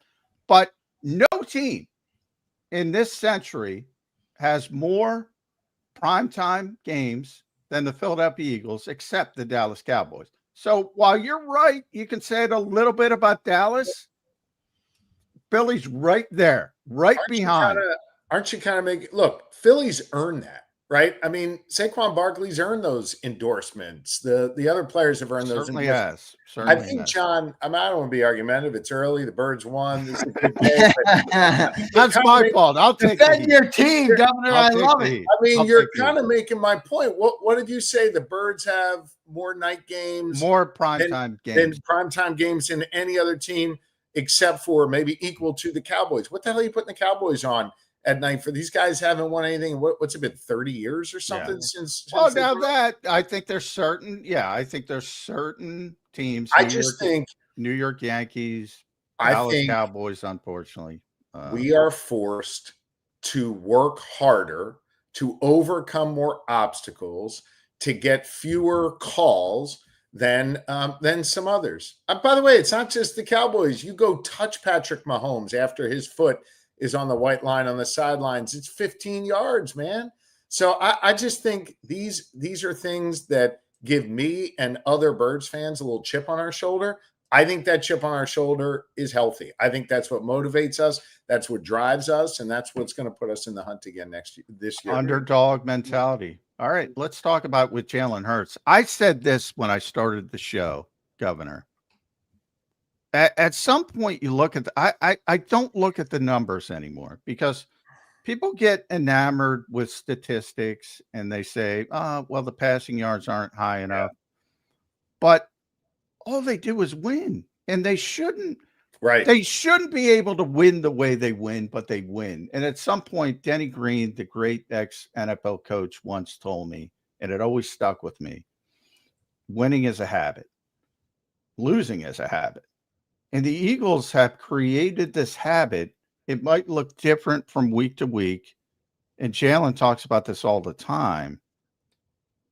Hey, whatever you have to do to get to that finish line. Yeah. As somebody in politics, which is a very rough and tumble business, so to speak, winning matters at times. And they find a way to do it. They do. I think Jalen Hurts is an extraordinary athlete, not just because of his unique abilities. And we saw them last night, the way he rushed for a couple touchdowns. And, I would like to see him hit Smitty and Brown a little bit more, but obviously first game, they'll work that out. But I think what makes him so extraordinary as an athlete is he does what he needs to do to win. And he's got the killer mentality. I think it's interesting. One of his mentors, is Michael Jordan. And to me, Michael Jordan, in my lifetime was the GOAT, no question. And I think what made Michael Jordan great was not just that he could score 40 plus points a night and play over 40 minutes a night, but he knew what he needed to do each night to kill you. And he also knew what he needed to get out of his teammates in order to win that game. And I think what Jalen Hurts has shown is an ability to be mentally tough, along with obviously physically tough, and get what he needs out of his teammates and out of himself on a given night to be able to win. I'll share a quick story with you that sort of sums it up. After the parade, and I was privileged to be able to, be on one of those buses going down Broad Street and supporting the Eagles. And by the way, trying to avoid the beer cans that were flying. Yeah, they were flying. Yeah, Howie wouldn't. Howie took one. Yeah. When we got to the back of the art museum and the players were getting assembled to go out there, and again, I was just privileged to be there with them as the governor of this great Commonwealth. I saw Jalen Hurts sitting by himself. Obviously, not because he didn't have friends or didn't have people that wanted to talk to him. He was sitting by himself. I went over to talk to him. He invited me over to chat with him. And he was focused mentally on certain things that he wanted to be ready for, that he wanted to be prepared for, that he wanted to think about. He was already thinking about the next one. That is what distinguishes a really good athlete from a great athlete. A winner like Jalen Hurts from someone who's got a lot of skills but doesn't know how to win the big game. So, I've actually been offended that they haven't had Jalen Hurts on the top, whatever, those top lists where they get other quarterbacks on there. This guy's got the mental toughness to be able to win. He stays focused all year round. He's hungry to win. He's got that MJ, killer instinct, and I just love it. And I think he's just pure Philly. He just wants to win. It's the it factor, Governor. He has it, no doubt about it. Governor, as you just mentioned, we're coming off a year where we paraded down Broad Street.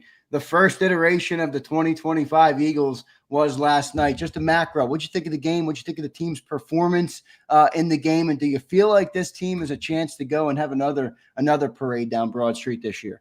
Yeah, I mean, look, there's no question how he's put him in a position to win. He's got the players out there. They know what they need to do. We lost some big pieces from last year. I think that's real. Look, I didn't love our situation at cornerback. We got to figure out that second cornerback. I think we also got to figure out how to get A.J. Brown and Devonta Smith and even Goddard the ball more. I think Goddard got the first play, if I remember, and then didn't sort of get a ton more after that. Saquon on the stat sheet only had, I think it was like 60-some yards, but look, that guy's best in the NFL. No question.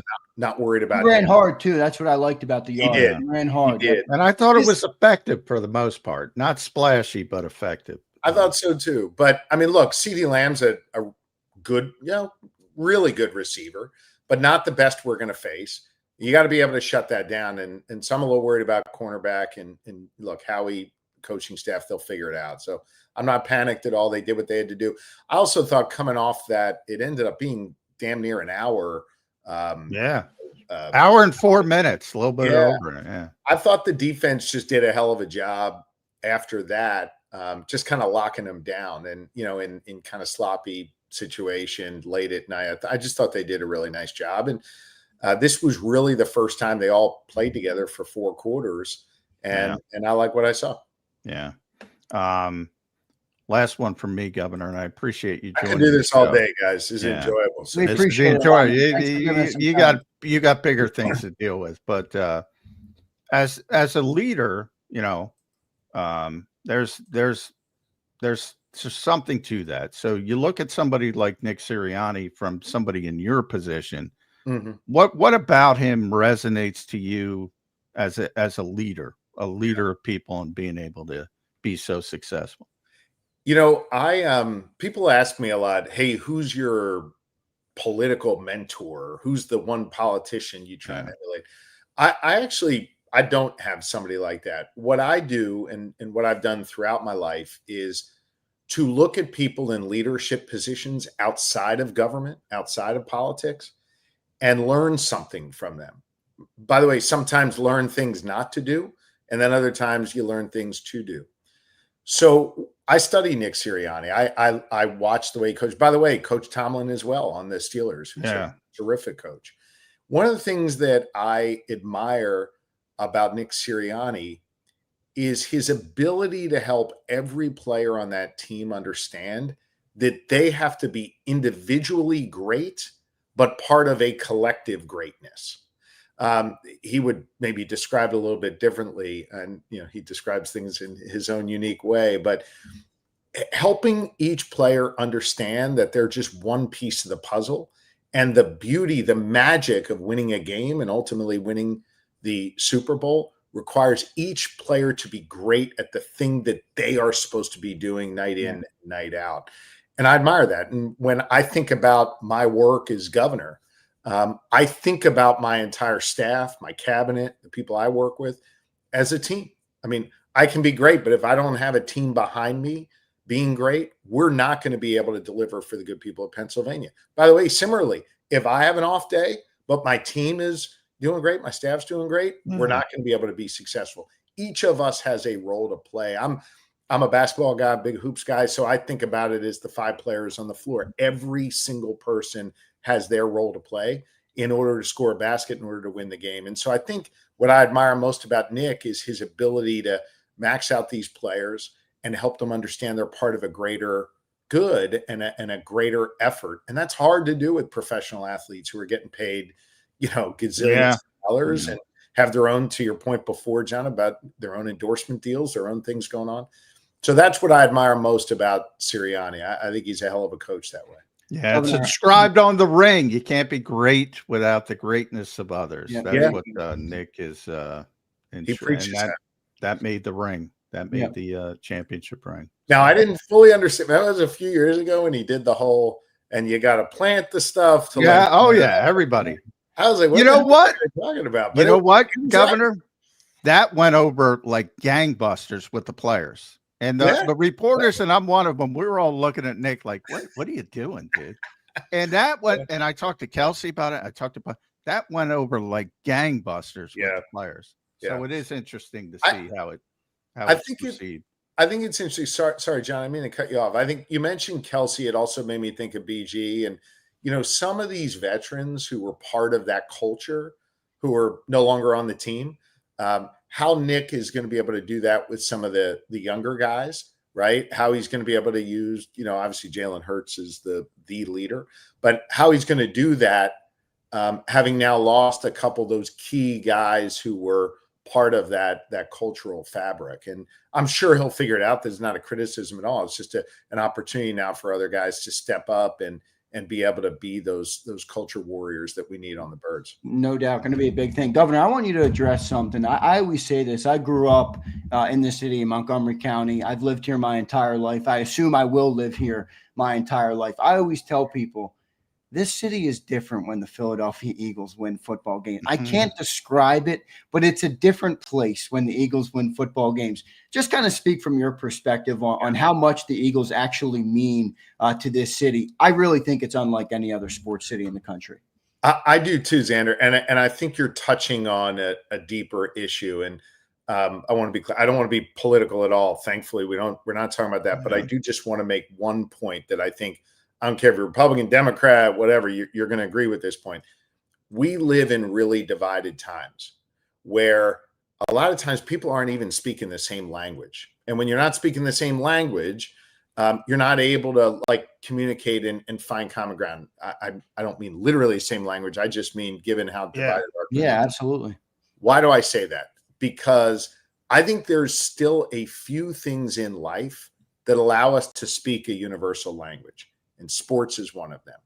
You think about that Birds game last night. You think about people sitting in the stands. Folks are sitting there next to someone that might have voted different than them, think different than them, believe different things than them. But you know what? They're out there in their Eagles green. They're cheering on their team. They're having a beer. They're leaning over, talking to the person next to them.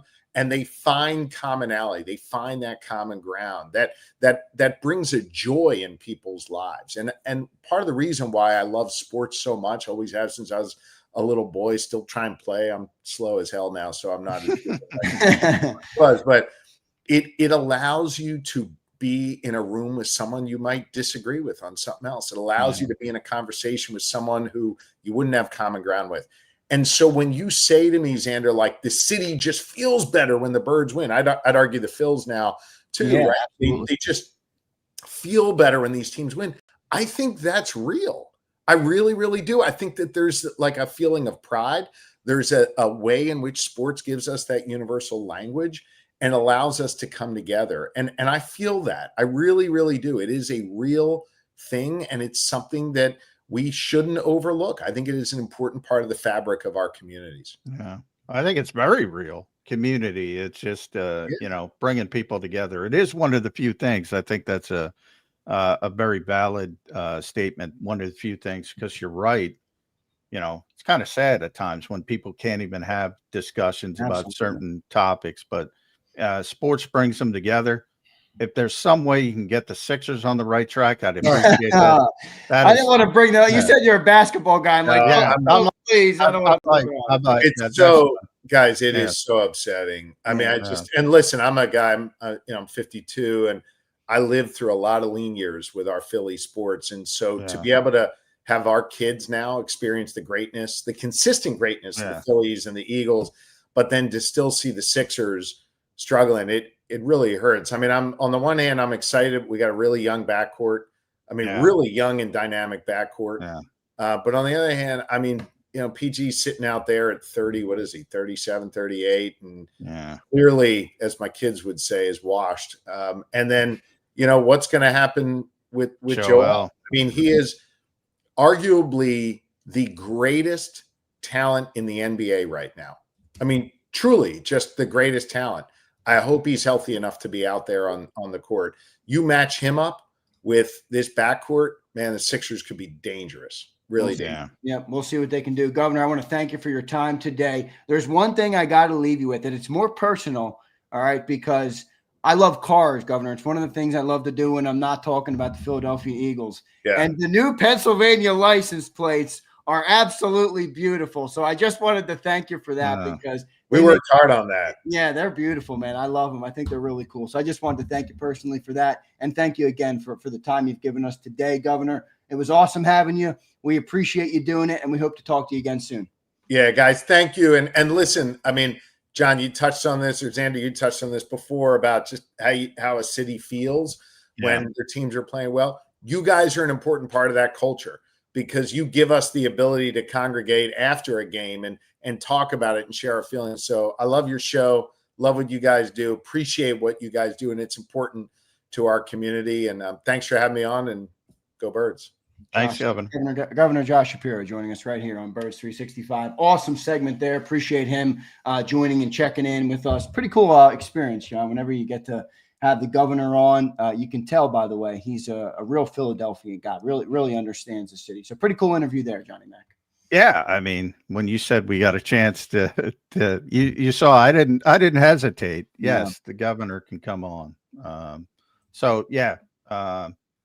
Very exciting to have him on. Very exciting to know that he listens to Birds 365. It's always pretty cool. Like, I say that all the time. When I'm traveling specifically, there's never a place I go where somebody doesn't listen to this show and stops to say hello.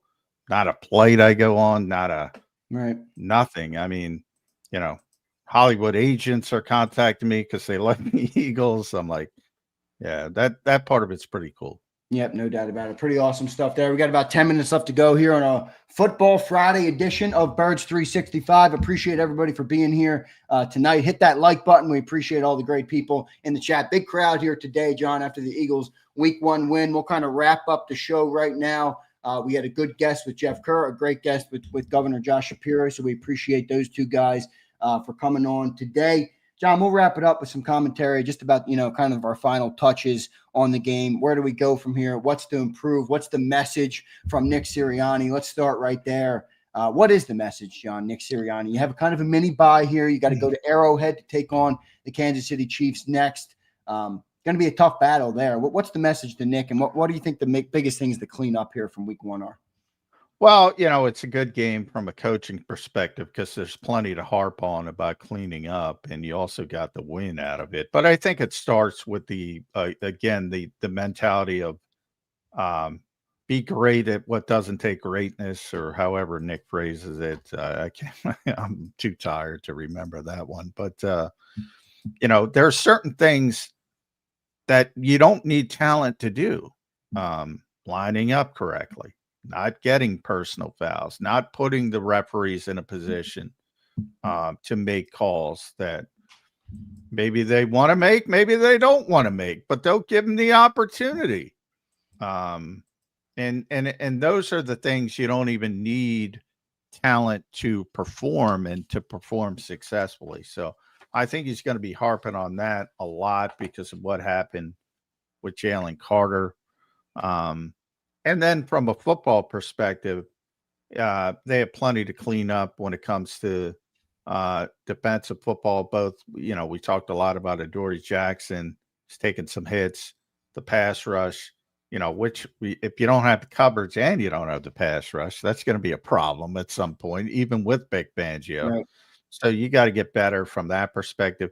Maybe Jahad Campbell, maybe at some point, you have to start thinking about blitzing a little bit more to manufacture some pressure, but then you put more stress on the back, on the secondary. So it's going to be interesting to see how Vic, nobody's better equipped to do it than Vic Fangio would say. So that part of it's interesting. And Kevin Petula, I mean, this is what being the Eagles offensive coordinator is.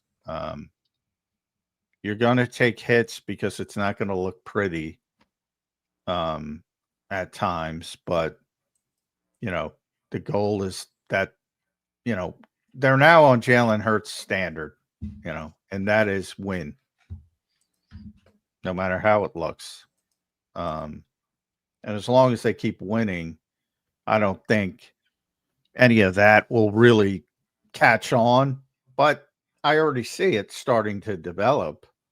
Why isn't he doing this? Why isn't he doing that? I already see it. So if you start to lose a game or two, that could develop pretty quickly. Yeah, we'll see what ends up happening with that stuff. John, do you think? I don't know what you think. I mean, I know we kind of talked about it a little bit. I just want to extrapolate on it a little bit. Do you have any concern right now with the loss of the leaders? I mean, you even heard the governor kind of bring it up there. You lose Brandon Graham, Darius Slay, a lot of the old guys. And one of the themes of the offseason was the youth on the football team. Is that a concern at all for you and how that might develop? A little bit. But, and I've said that pretty consistently because people said they were very young last year. They were, but they had BG, they had Slay, they had little sprinkles of guys who tempered it and kept it on track. Yeah. They don't have that this year. I mean, they even had a guy, John, this might not be the perfect comp, but I think there is a connection to make.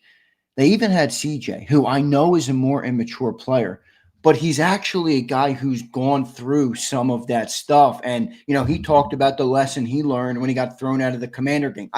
I know he's not a glowing example of leadership and maturity. I understand that. But, he was thrown out for a much lesser reason than Jaylen Carter was, and maybe that's a kind of guy that can speak Jaylen Carter's language a little bit more. I don't know. I think there's something to make of that. And it's something I'm watching for sure going into the future. Yeah. I'm never going to. I'll cite CJ when it comes to playmaking ability, but I'm never going to cite him for, No, I don't think the leadership, but I think, being a wild card player and having to learn the hard way some of the things he has. Yeah, I mean, I mean, that's on Jaylen Carter. He's got to learn that. I don't think anybody, because everybody, Reed Blankenship talked about it. He is a defensive captain now, so he stood up and talked about it. Zach Bond, who is a captain now, talked about it. Those are the guys now who are taking over this defense. Nakobe, when he comes back, you notice like Vic kind of downplayed the C, wearing the C on the jersey, and he specifically brought up Nakobe and Zach last year when they weren't captains and said they were leaders, so he's more worried about who's going to be on the field, leader in the locker room. But you have some guys who have taken over those roles, but in the case of Jaylen Carter, I don't think the impetus is on them, nor would I thought the impetus is on Brandon or Slay or somebody like that. I mean, this is a Jaylen Carter problem. This isn't a Reed Blankenship problem. No, I hear you. Or even a Nick Sirianni problem. This is stuff you shouldn't even have to tell him. And that's part of the problem. And he said all the right things after the game. He said all the right things, took accountability, stood up, trying to pull it up before we leave. What happened was a simple question. It was a mistake that happened on my side. It just won't happen again. I feel bad just for my teammates and the fans out there. I'm doing it for them. I'm doing it for my family also. They showed the most love. You heard them out there today, the fans. Just not being able to finish the game or start the game, even finish the game is disappointing. It won't happen again, I promise. Again, he verbalized all the right things. Right. Now, can you follow through? Exactly. Talk is cheap. Let's see what he can do. John, we got a couple super chats to read here to close out the show today. Appreciate everybody for being here. As always, a great show. Football, first real football Friday of the regular season, coming off a game. Gotta love it. Let's go to some super chats. Brian Pumper says, okay, relax, man. JC got caught aura farming. The kid acknowledged it, and we move on. My demon will make up for it. Well, Pumper, I'll give you credit for this. You're finally staking your claim on a talented football player. You were on Keely Ringo and Sidney Brown and Tanner McKee. At least you're picking Jaylen Carter now. I can respect that. Why is Tanner McKee taking strays? Well, because Tanner McKee is largely inconsequential to the everyday. Well, he is. Yes, I mean, unfortunately. I mean, he's a backup quarterback. Yeah. So Brian Pump again followed up earlier, said last night was an example of why tackling is a large donut a large donut at practice is idiotic. This bum Jordan Davis didn't know what to do with Prescott. I don't know about What do you want him to do, Pumper? Like they don't tackle in practice. Like I don't know if you think other teams tackle in practice. They don't. By the way, Vic, who's the most old school guy the Eagles have, which was even interesting to me. And he's been coaching for 40 years. In that entire time, he said there were 2 coaches that had real live tackling and for very limited time. Like, I don't think people understand. There's a lot of thud. There's a lot of full speed up to, but you don't wrap up. Even back in the old days, they didn't tackle. You got to go back to the 60s and 70s before you had actual tackling. Doug Peterson, Andy Reid have little pockets of live sessions. Nick Sirianni does it but only with 13 players for very small periods. I think people just don't nobody tackles. Nobody. Yeah, it's not an Eagles. It's not just an Eagles thing. Sammy Livingston, what's up, Sammy? John, how about my guy Slim Batman, aka Jordan Davis, almost getting a sack last night? You can't be Slim Batman when you already have Skinny Batman. Come on. Yeah, I think he's Devontae's Skinny Batman. Yeah, I said that last night on the show. If he would have got that sack, it would have set people up. Yeah, he's doing great. He got a sack. Still the same play. I didn't think Jordan Davis played bad last night. No, I thought he played. I thought he played well, and more importantly, he played a lot, and he had to play a lot. And he kind of had to play a different role, didn't he? Yeah, he had to play a lot of non-nose tackle. Right, he was 2-gapping. I mean, he played a little bit of what we wanted to see. He had to. And he did a really good job. What he does against the run, and he showed some interior pressure on occasion. Which he needs to get better at, and he did. Yeah, I thought it was a positive first game, and that doesn't change because he didn't wrap up Dak Prescott. Would have been nice if he could have done it, but he didn't do it. But that's my example. What is the difference? It would have been a more positive play, but it was still a positive play. So. Sammy, appreciate the super chat. Kyle, what's up, Kyle? Congrats for Carter on inventing a 4th side of the ball: offense, defense, special teams, and special needs. Infant wears a helmet, but not because of football. That's a tough one there. Yeah, come on. The governor was here. Let's clean it up for a day. Prince says this team cannot be bullied. Jaylen Carter, you are a DT, my friend. You get paid to take his head off. I love my team. Stop crying. This is our preseason. Yeah, can't make excuses though, Prince. You want to be the best player on defense. You're held to a higher standard. That's just the reality, Prince. I mean, I agree with your mentality if you don't want to allow yourself to get bullied, but it's not like someone hit Jalen Hurts. I mean, it wasn't like that. He was over there alone. I don't really agree. I don't think he was defending much there. Now, if he thought he got spit on, I guess from a human nature, you can understand why that would invoke a reaction, but. Yeah. He didn't think he got spit on. He thought he got spit at, I guess. So I don't know. Look, I get it. You're Eagles fans. You're going to spin it in the way that's positive. It's not positive. And everybody said that, including Jaylen Carter. Yeah. So I don't know why you're defending a guy who took accountability. Yep. Big Marsh, what's up, Big Marsh? Sue is respected, but also a nasty player. Let's relax. I don't want my team being bullied. I may stand alone, but I stand with Carter purchasing. A lot of people worried about being bullied. I don't think Dak Prescott's bullying Jaylen Carter in any realm of possibility. I'm sorry, I don't either. I'm with John. That's Tyler Smith. All right, that dude might bully you a little bit.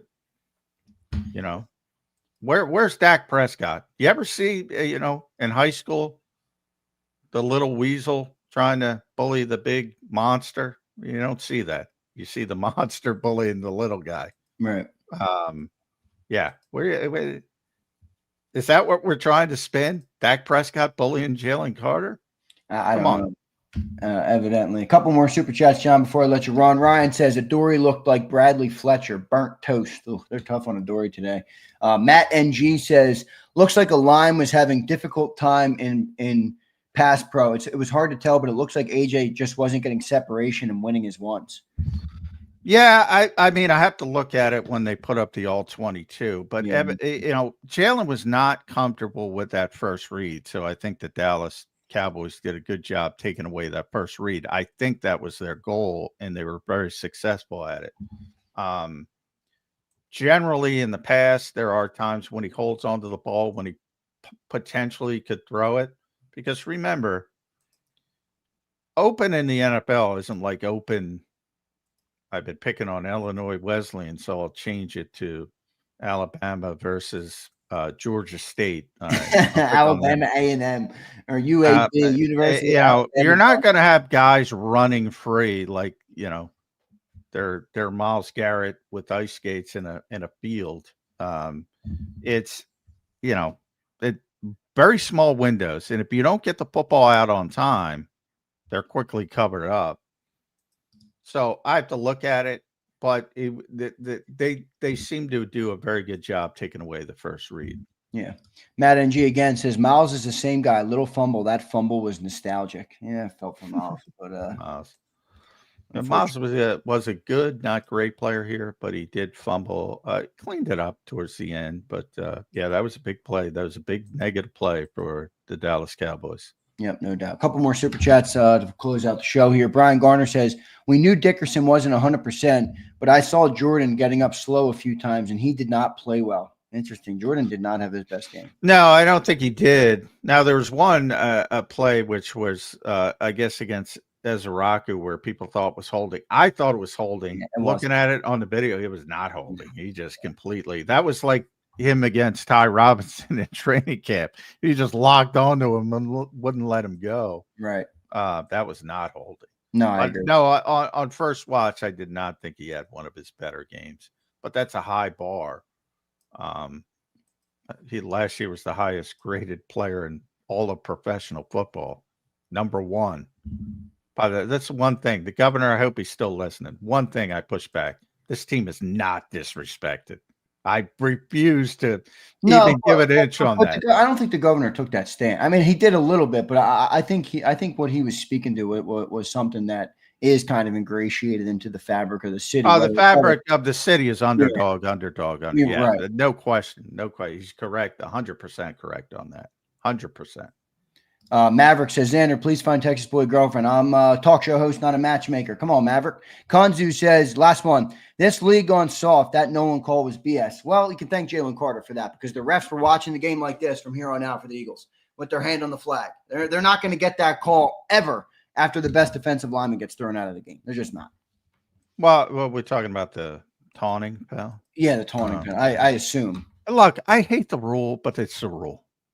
Like I agree from a standpoint of I hate the rule. The NFL sent like this thing out to every team. Oh yeah, it's a point of emphasis. Yeah, right. They meet with us every year. Yeah, you can't stand over another player. Is what they say. It's a rule. It was the proper call. Do I hate the rule? Mm-hmm. I always say with fans, you don't realize you hate the legislation.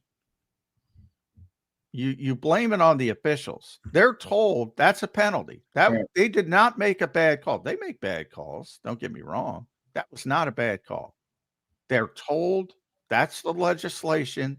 That's what you're supposed to do. I agree with you. I dislike the legislation, but to have the governor on as somebody who is a legislator, that's the law. And you broke the law. Right. Last one. Fleming, we got to keep getting them. Both Jalen and Nick said the Cowboys matched pass concepts that limited the air attack. Yeah, that's Is that because our route trees are super predictable?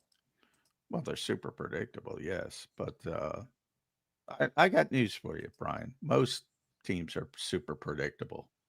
The NFL is about execution. Everybody knows what's coming. Cilio can tell you this when he talks to Jimmy Johnson. One of the simplest offenses ever. And they won back-to-back Super Bowls and 3 and whatever. We had Michael Irvin on the show yesterday, Johnny talked about it. One of the most predictable offenses ever. This nonsense about scheming people open and, I'm going a little bit far, but because there are the Ben Johnson of the world. The Eagles are not that type of offense. They're not going to be. It's been the same way and it's going to continue to be the same way. They out-block people, they out-execute people, and they have talented players. That's why they win. It's not about the motion. It's not about the bells and whistles. In fact, one of my biggest criticisms about guys like Kyle Shanahan and Ben Johnson, you saw it last year in the big situation late in the game against Washington, when he's got the best offense and the best team and the best players, and he's letting Jameson Williams throw the ball and a trick play. That's just stupid. Execute. When you're better, good. When you're better, execute. I guess it's hard to tell now until we see the all 22, but are you putting that execution on AJ or more on Jalen? It could be. I mean, if he's not, the other team's playing too, and they're getting paid. Right. They seem to have come. Yeah, I'm just used to AJ winning most of his battles. That's what I'm used to. Now, again, there's a give and take to that. So they're taking away that first read, which I think they did very well throughout the game. But early in the game, especially, they were very undisciplined with the pass rush, and they left open lanes for Jalen to just convert. So he'd look at the first read, pull it down, and then gash them. And you gotta figure out, if you're going to do one thing, you got to figure out how at least to manage the other thing. And they weren't able to do it. And that's what makes Philadelphia great, because they can toggle between different things. And they did that well yesterday, at least early. No doubt. Johnny Mac, thanks for a little extra time today, brother. Great show. As always, the Eagles start the year 1-0, and that's the most important part in an ugly Week 1 matchup. Your final thoughts here on a Football Friday edition of Birds 365. Yeah, knock down the pin. They got one. Keep going. Winning is a habit. Yes, and it they is. have a habits can be good or bad. Obviously, losing is a habit as well. They have a very good habit, and they keep finding ways to win. Sometimes you need some help, and they got some help from CD Lamb turning into Butterfingers. Yeah, CD Dropkins or whatever you want to call them. John, great show, brother. I'll talk to you on Monday. All right, my man. All right, thanks, everybody. All right, there's Johnny Mac, John McMullen joining us here on Birds 365. Great show today, everybody. Great stuff from Johnny Mac in the open. Great stuff from Jeff Kerr. Great stuff from Governor Josh Shapiro. It's pretty cool to have the governor on. Whenever you get an opportunity like that, I think it's pretty cool, guys. I'm born and raised right outside this area. I say this all the time. I am not a person that is so I don't like, life is not a monolith. It's just not. Like, I don't care that people disagree with me. I'm a staunch Republican. I tell you guys this all the time. I've never voted anything but red. It was awesome to talk to Governor Shapiro on the show. I was pretty happy to do that. So pretty cool to get him on here. I appreciate everybody for being here.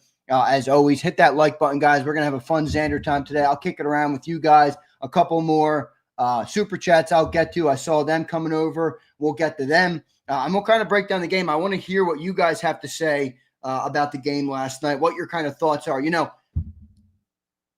You sleep on it, I think, and you have a couple different thoughts. That's kind of my perspective. And, I'm curious to hear about what you thought or what you're thinking now about the Jaylen Carter scenario.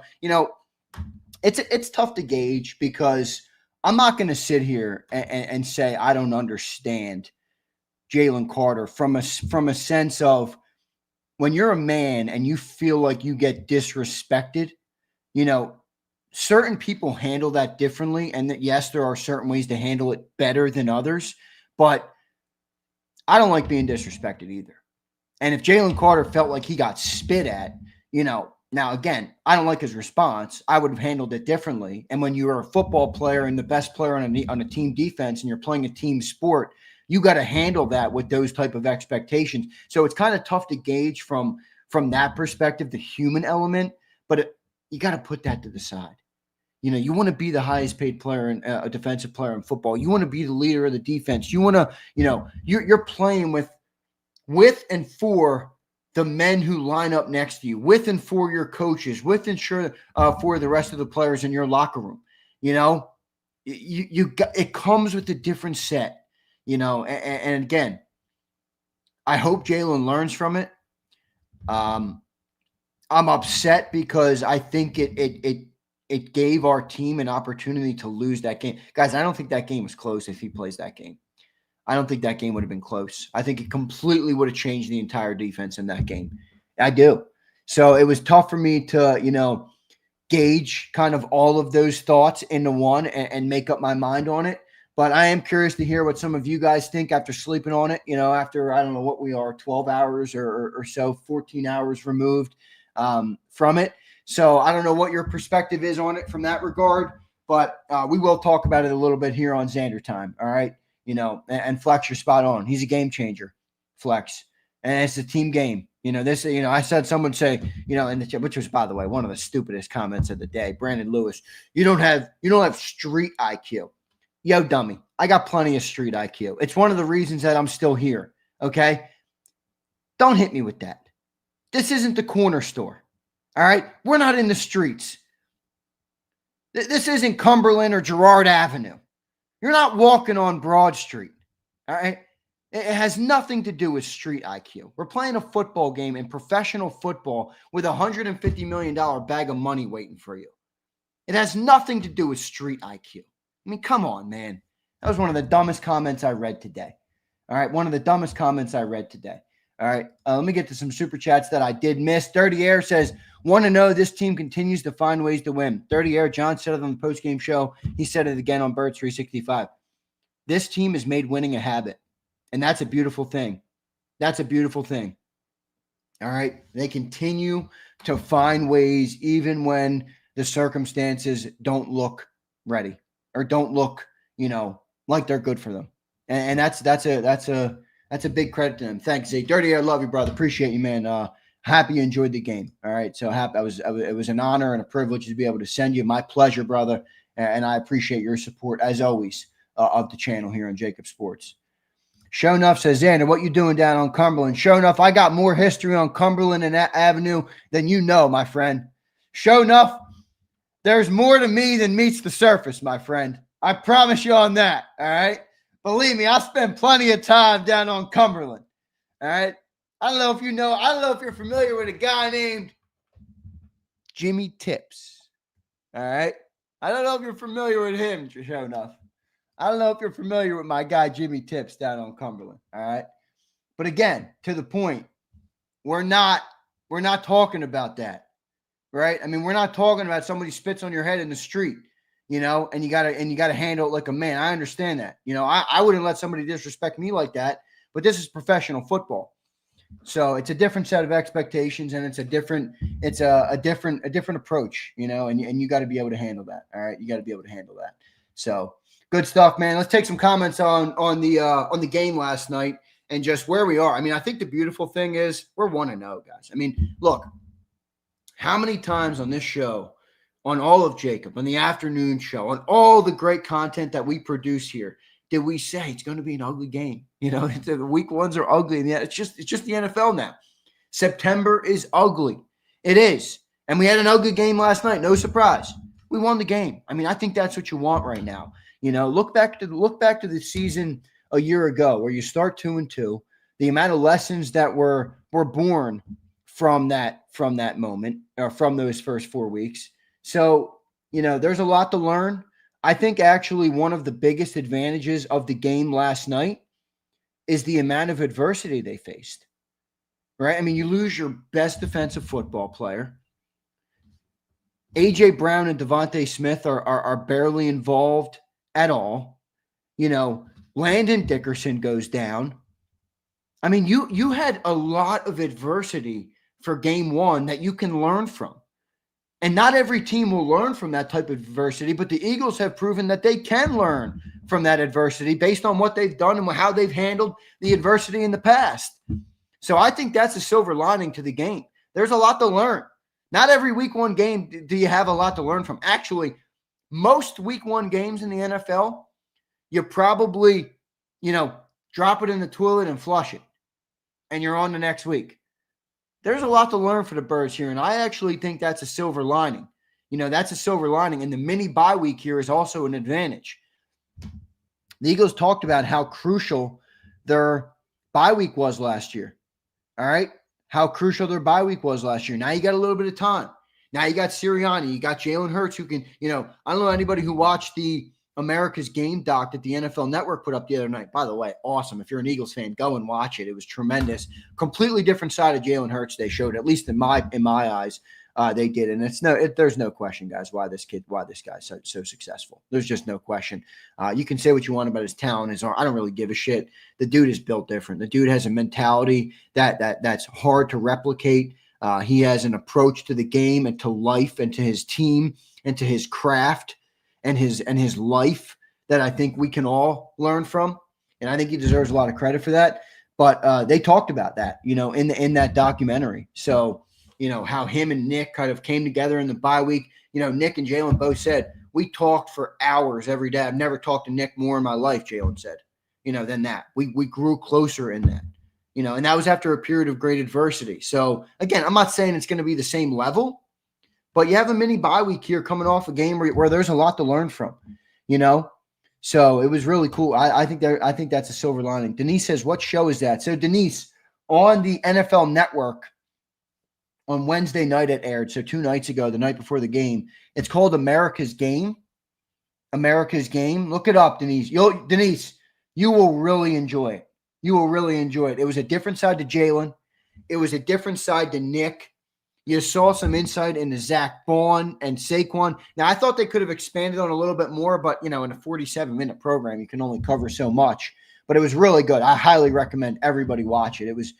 It was really awesome. And I think any Eagles fan now who is not on the Jalen Hurts wagon is just – they're not real. Are you really a fan? I'm not trying to disrespect people, but, what do you want? What are you here for? What are you a fan of the team for? Are you a fan of the team because you want them to win and you have pride in your city and pride in your team? Dude, the guy does everything. The guy does everything. Everything you want. Do you really care that much more about passing stuff? Is that why you're a fan of football? Is that why you're a fan of the Eagles? Because you want there to be a pretty-looking quarterback who can throw the ball and gets yards and you never win, but at least you have a quarterback that can throw? That's not why I'm a fan. Now, maybe it's why you're a fan, and that's why you put that before the winning. But Jalen Hurts has delivered everything for this team and for this city. I don't know how anybody is a fan of the Eagles that doesn't like the guy. I really don't. I'm sorry. You can criticize him. That's fine. There's there's plenty of areas to criticize. There's things he can improve on, as everybody in life can. But I don't know how you're not rooting for the guy. I really don't. I don't understand it. I think he's one of the best representations of this team we've ever had at that position. I really do. And that's how I feel, honestly. I've always given it to you guys honest. That's how I feel. Jason Gates says, we did the one thing that matters most. 1-0, go Birds. Love you, brother. Appreciate it, man. That's true. Brian Pumper, 4 targets for $32 million and $28 million receivers. Yeah, it's time to trade Buddy for an edge rusher. This wide receiver room might be a whole book club for sure. Brian, we won the game, man. We won the game. I hear you. And I wonder how they're going to get them more involved. Eyes watering up. Not enough sleep last night, folks. We didn't get to bed till about 4:35 last night, and we're up at 7 at the crack of dawn. I love it. You guys, anybody who was with me on the post-game shows last year, sometimes the work it has a weird way of giving me energy. It has a weird way of fueling me up. All right. So I gotta love it. Gotta love it. All right. Appreciate you, Pump, on the super chat. Brian Fleming, I got that. Philly Don, just paying off the rest of my bet, Big Z. Philly Don, what was our bet? I keep blanking on it. Let me go and look. I think you DM'd it to me on Instagram. All right.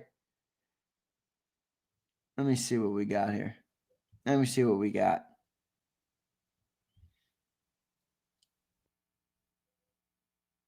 $20 super or a hat that Bennett will be the starter week 1. Yeah, you lose, Philly Don. And you sent 10 last night, so there you go. You paid off your bet.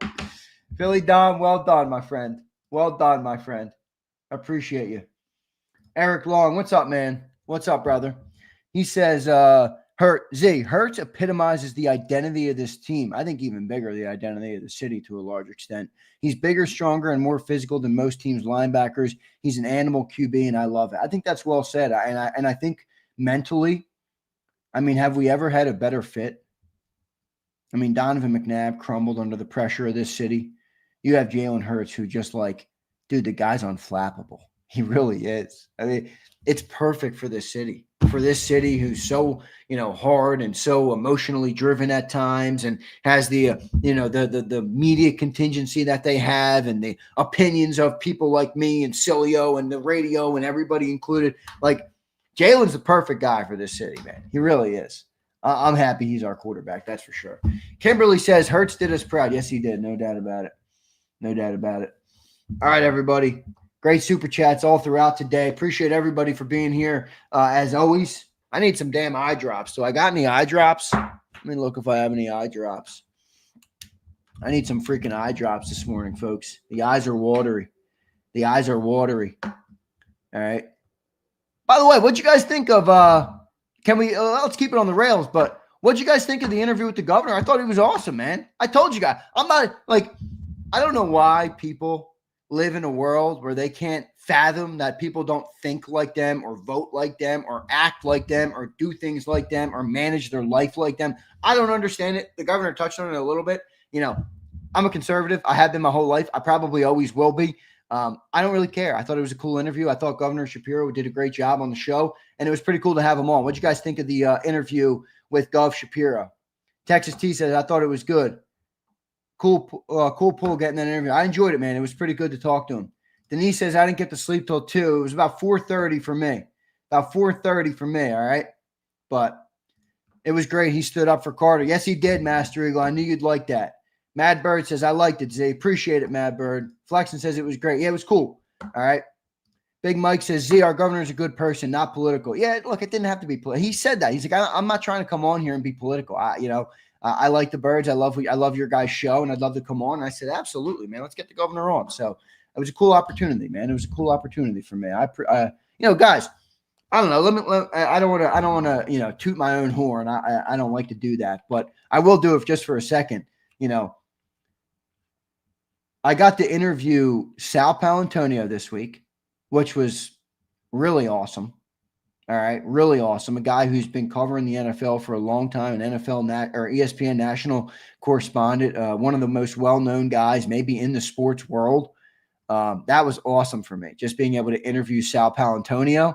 And then you get the governor on a football Friday after the Eagles go 1-0. I mean, it's pretty cool, man. I'm loving where we are. I'm loving what we're doing, and I appreciate each and every one of you guys because I could sit up here and talk to a void. I say that all the time. You guys make this thing run, man, and I appreciate each and every one of you for taking time out of your day to watch and support our channel. All right. Zeal says Bob Lang is direct. I don't think says Zeal. He'll never like us, Zeal, for whatever reason. I don't know why. For whatever reason, Cilio, I guess, irks him a little bit too much. Real Zeal. He can't handle big sills, but I don't know why. I mean, I've always said I don't have any bad blood. I don't appreciate the way he's kind of tried to ostracize our company, but it is what it is. I mean, he has a prerogative. I have a prerogative, and it's fine. I'm not upset. He's got a job to do, and he's trying to do it the way he sees fit. I got no disrespect toward that. I don't think he's done it the proper way. I don't think he handled things the proper way. But it is what it is, Zio. I don't think we'll ever get there, brother. I don't know if we ever will, but we'll see. Again, the minute that the success of my company relies on Bob Lang's approval or his, authority or authorization, to let us in with the Eagles, I'm fucked. Hear me out again. The minute my company's success relies on that, I'm fucked. All right. So I'd much rather do it this way. All right. I'd much rather do it this way. I appreciate each and every one of you guys. Guys, defensively last night, where are we on this defense? I think the defense obviously had the holes that they had coming into the year. We talked about them at length, obviously on all the shows here on JAKIB Sports. And I thought some of them reared its head the other way or in an ugly way last night. I do. I mean, cornerback, I know Howie loves to, or John loves to give Howie the credit. He's right. You're spoiled with Slay. And, we do have Quinion and Cooper, but that CB2 is a problem, man. That outside corner is a problem. Adoree Jackson was getting picked on last night bad. He was getting picked on last night bad, and I don't think it's going to end. And I hate to say this, but I'm not sure Jakorian's going to be much of an upgrade. Maybe better in coverage, maybe a little bit more sticky, but he's got his own set of problems. So I think that's going to be a big one there. And then the edge rusher group. I mean, it's tough to gauge that defensive line last night. I said this to Jeff Kerr when he was on. There's an entire cloud for me over the judgment of the defense last night because you took the catalyst. You took the middle guy. You took the best player. You took the guy the whole thing is built around, and you didn't play a snap. And by the way, they didn't have a chance to game plan for him without him. Remember, it's one thing if he missed all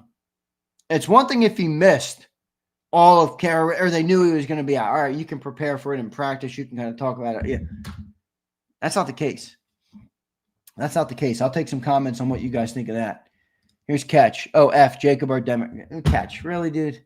First off, I just got done explaining I've been a Republican my whole life. I've never voted anything other than red, and I probably never will vote anything other than red. It was a cool opportunity to get the governor on, man. Come on, man. Come on, Catch. The world doesn't revolve around your own political opinions. Come on, brother. I think we should get back to a place where we can talk to somebody without having to say, oh, you do this, so I can't even talk to you. I should act like you don't exist. What does that get us? Catch, extrapolate that out for 10, 20, 30 years. Where will that take us as a society? Not a good recipe, my man. I'm sorry, Catch. It's not a good recipe, brother. All right. Now, Twiz, we never had him. That was the first time we've had Shapiro. Now, maybe, Twiz, we didn't have him on like Sports Take, did we? I don't remember him ever being on, Twiz, and I remember everybody that comes on Jacobs. Well, Ray, that's actually a good point. I'm more conservative than I am Republican. Believe me, there's just as many dumbass Republicans out there, and I'm aware of that. All right, I'm aware of that. I'm conservative in my thought processes. All right, I think that's a better way to put it, honestly, Ray.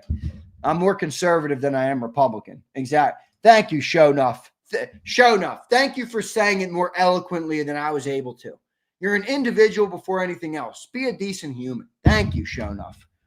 Thank you.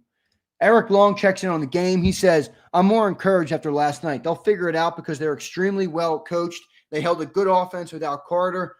Vic sent some pressure that helped the DBs late. It's a good take. I think by the way, they gave up 0 points in the second half, man. I mean, that's great stuff. That's great stuff. So the defense does have some areas to build on. I think some of the weaknesses kind of showed, and we'll have to see. But I think that's overall a good take. I really do. I think that's a good take. All right. So got to go see y'all. Love y'all. Prince, love you, brother. Appreciate you for being here, man. As always, one of our best. All right. Appreciate it. Devin says, cool interview with the Govsy. Thanks, Devin. I appreciate it, man. I enjoyed it. Joe Whip says, Zander, I can talk with anyone. Joe, I try and pride myself on the same thing. I'll talk to anybody. All right. I'm a human being first. And most of us probably have more in common than we think. So I try and pride myself on that, Joe. I'll talk to anybody. I don't care who you are. I don't care who you are. I don't care how you vote. That's why I love John Secunda. The guy says things that I'm like, what? How do you even arrive there? But I love him. All right. I appreciate him. He's got a different perspective on life, and he's a human being just like I am. Maybe I can learn something from John. Maybe I can learn something from somebody that doesn't vote like me. Maybe I can learn something from somebody who doesn't act like me, think like me, look like me, believe like I believe, have the same faith I have. Come on, there's a lot of context to life that so many people leave out. Dan, hi, Stan. What's up, Dan? Thank you for the super chat, my friend. I appreciate it. He says, losing Carter derailed the entire defensive game plan, but Jahad Campbell is going to be really good, and Jordan Davis stepped up too. Cornerback 2 is a problem. Ugly, but a win is a win. Agreed. Dan, that's a good super chat, my friend. Not because it's $10, which I do appreciate, but because your takes throughout are all in lock. I mean, the defense, obviously got derailed by losing their best player, and they didn't expect to lose him. You know what I mean? It's one thing to game plan without him. Okay, Jalen's not playing this week. What are we going to do to manage that? That's a question, and they didn't have that. So that's a big, big thing by you. And Jahad Campbell looked awesome.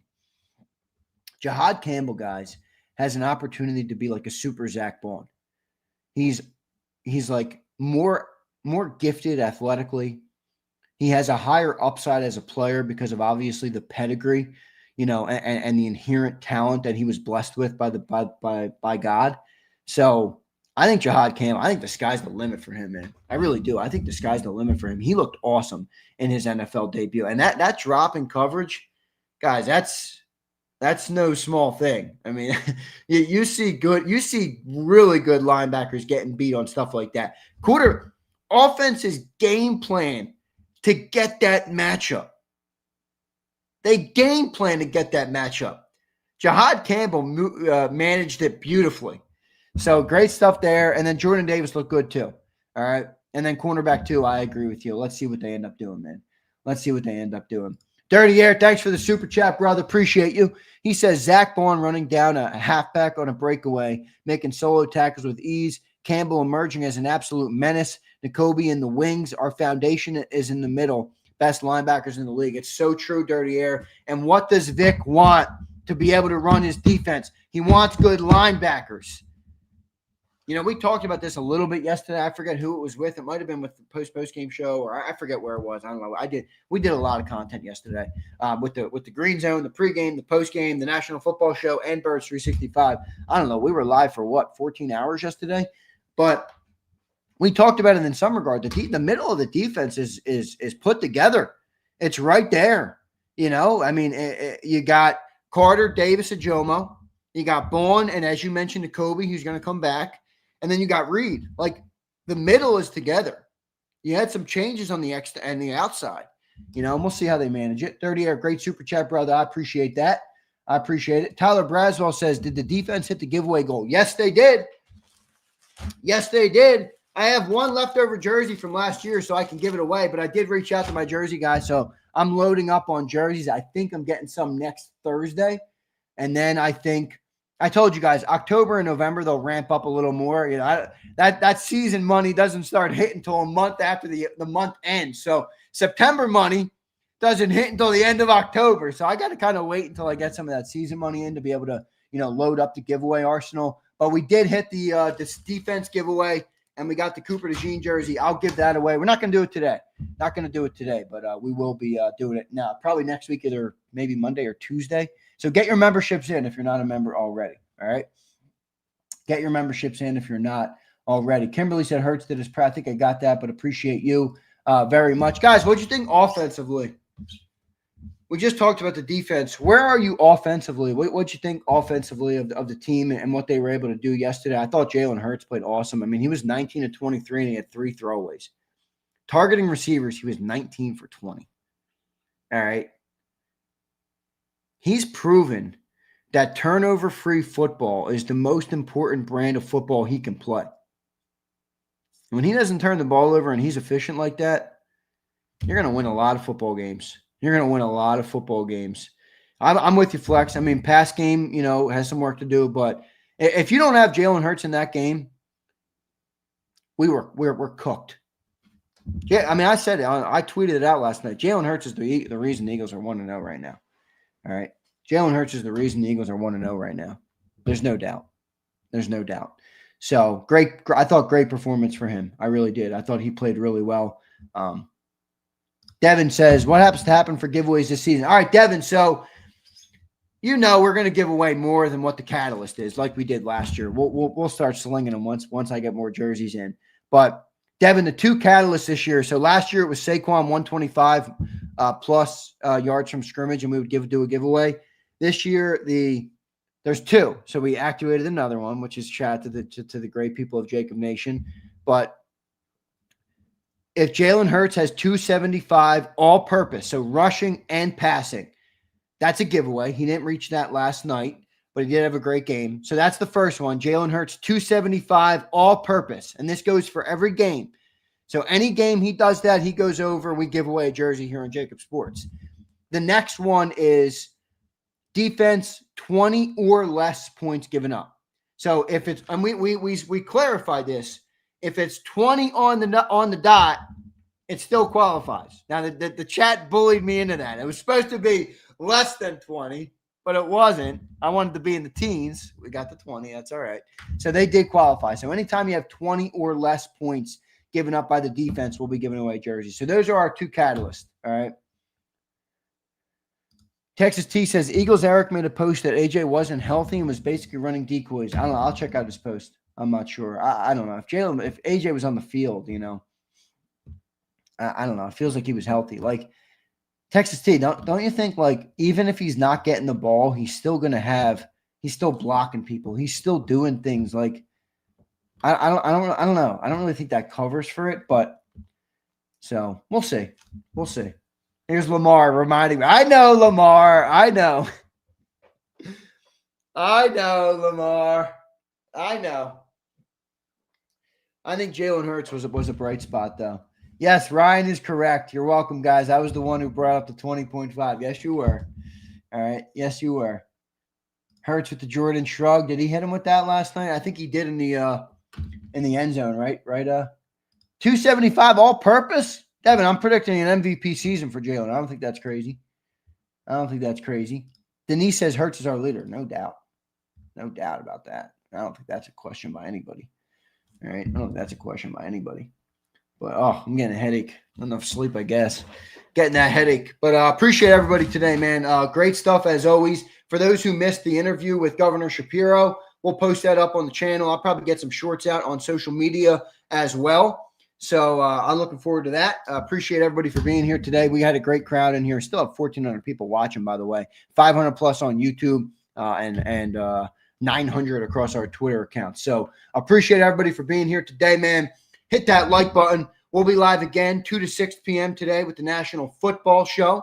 That should be a good one. All right, so I'm looking forward to that. And appreciate each and every one of you guys for being here as always. All right, hit that like button. And I'll catch you guys later. I love all you guys, man. I'm appreciative of each and every one of you guys. And most importantly, our Philadelphia Eagles are 1-0 today. Our Philadelphia Eagles are 1-0. A sloppy game, but a win. Winning is the most important thing. Don't take it from me. Take it from QB1. All right? Love all you guys. See you next time, everybody.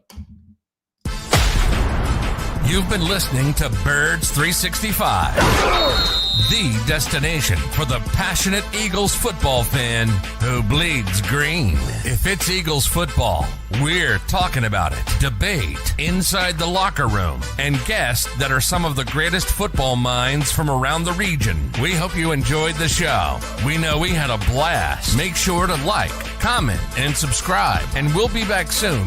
But in the meantime, hook up with us on social media at JAKIB Sports. See you next time on Birds 365.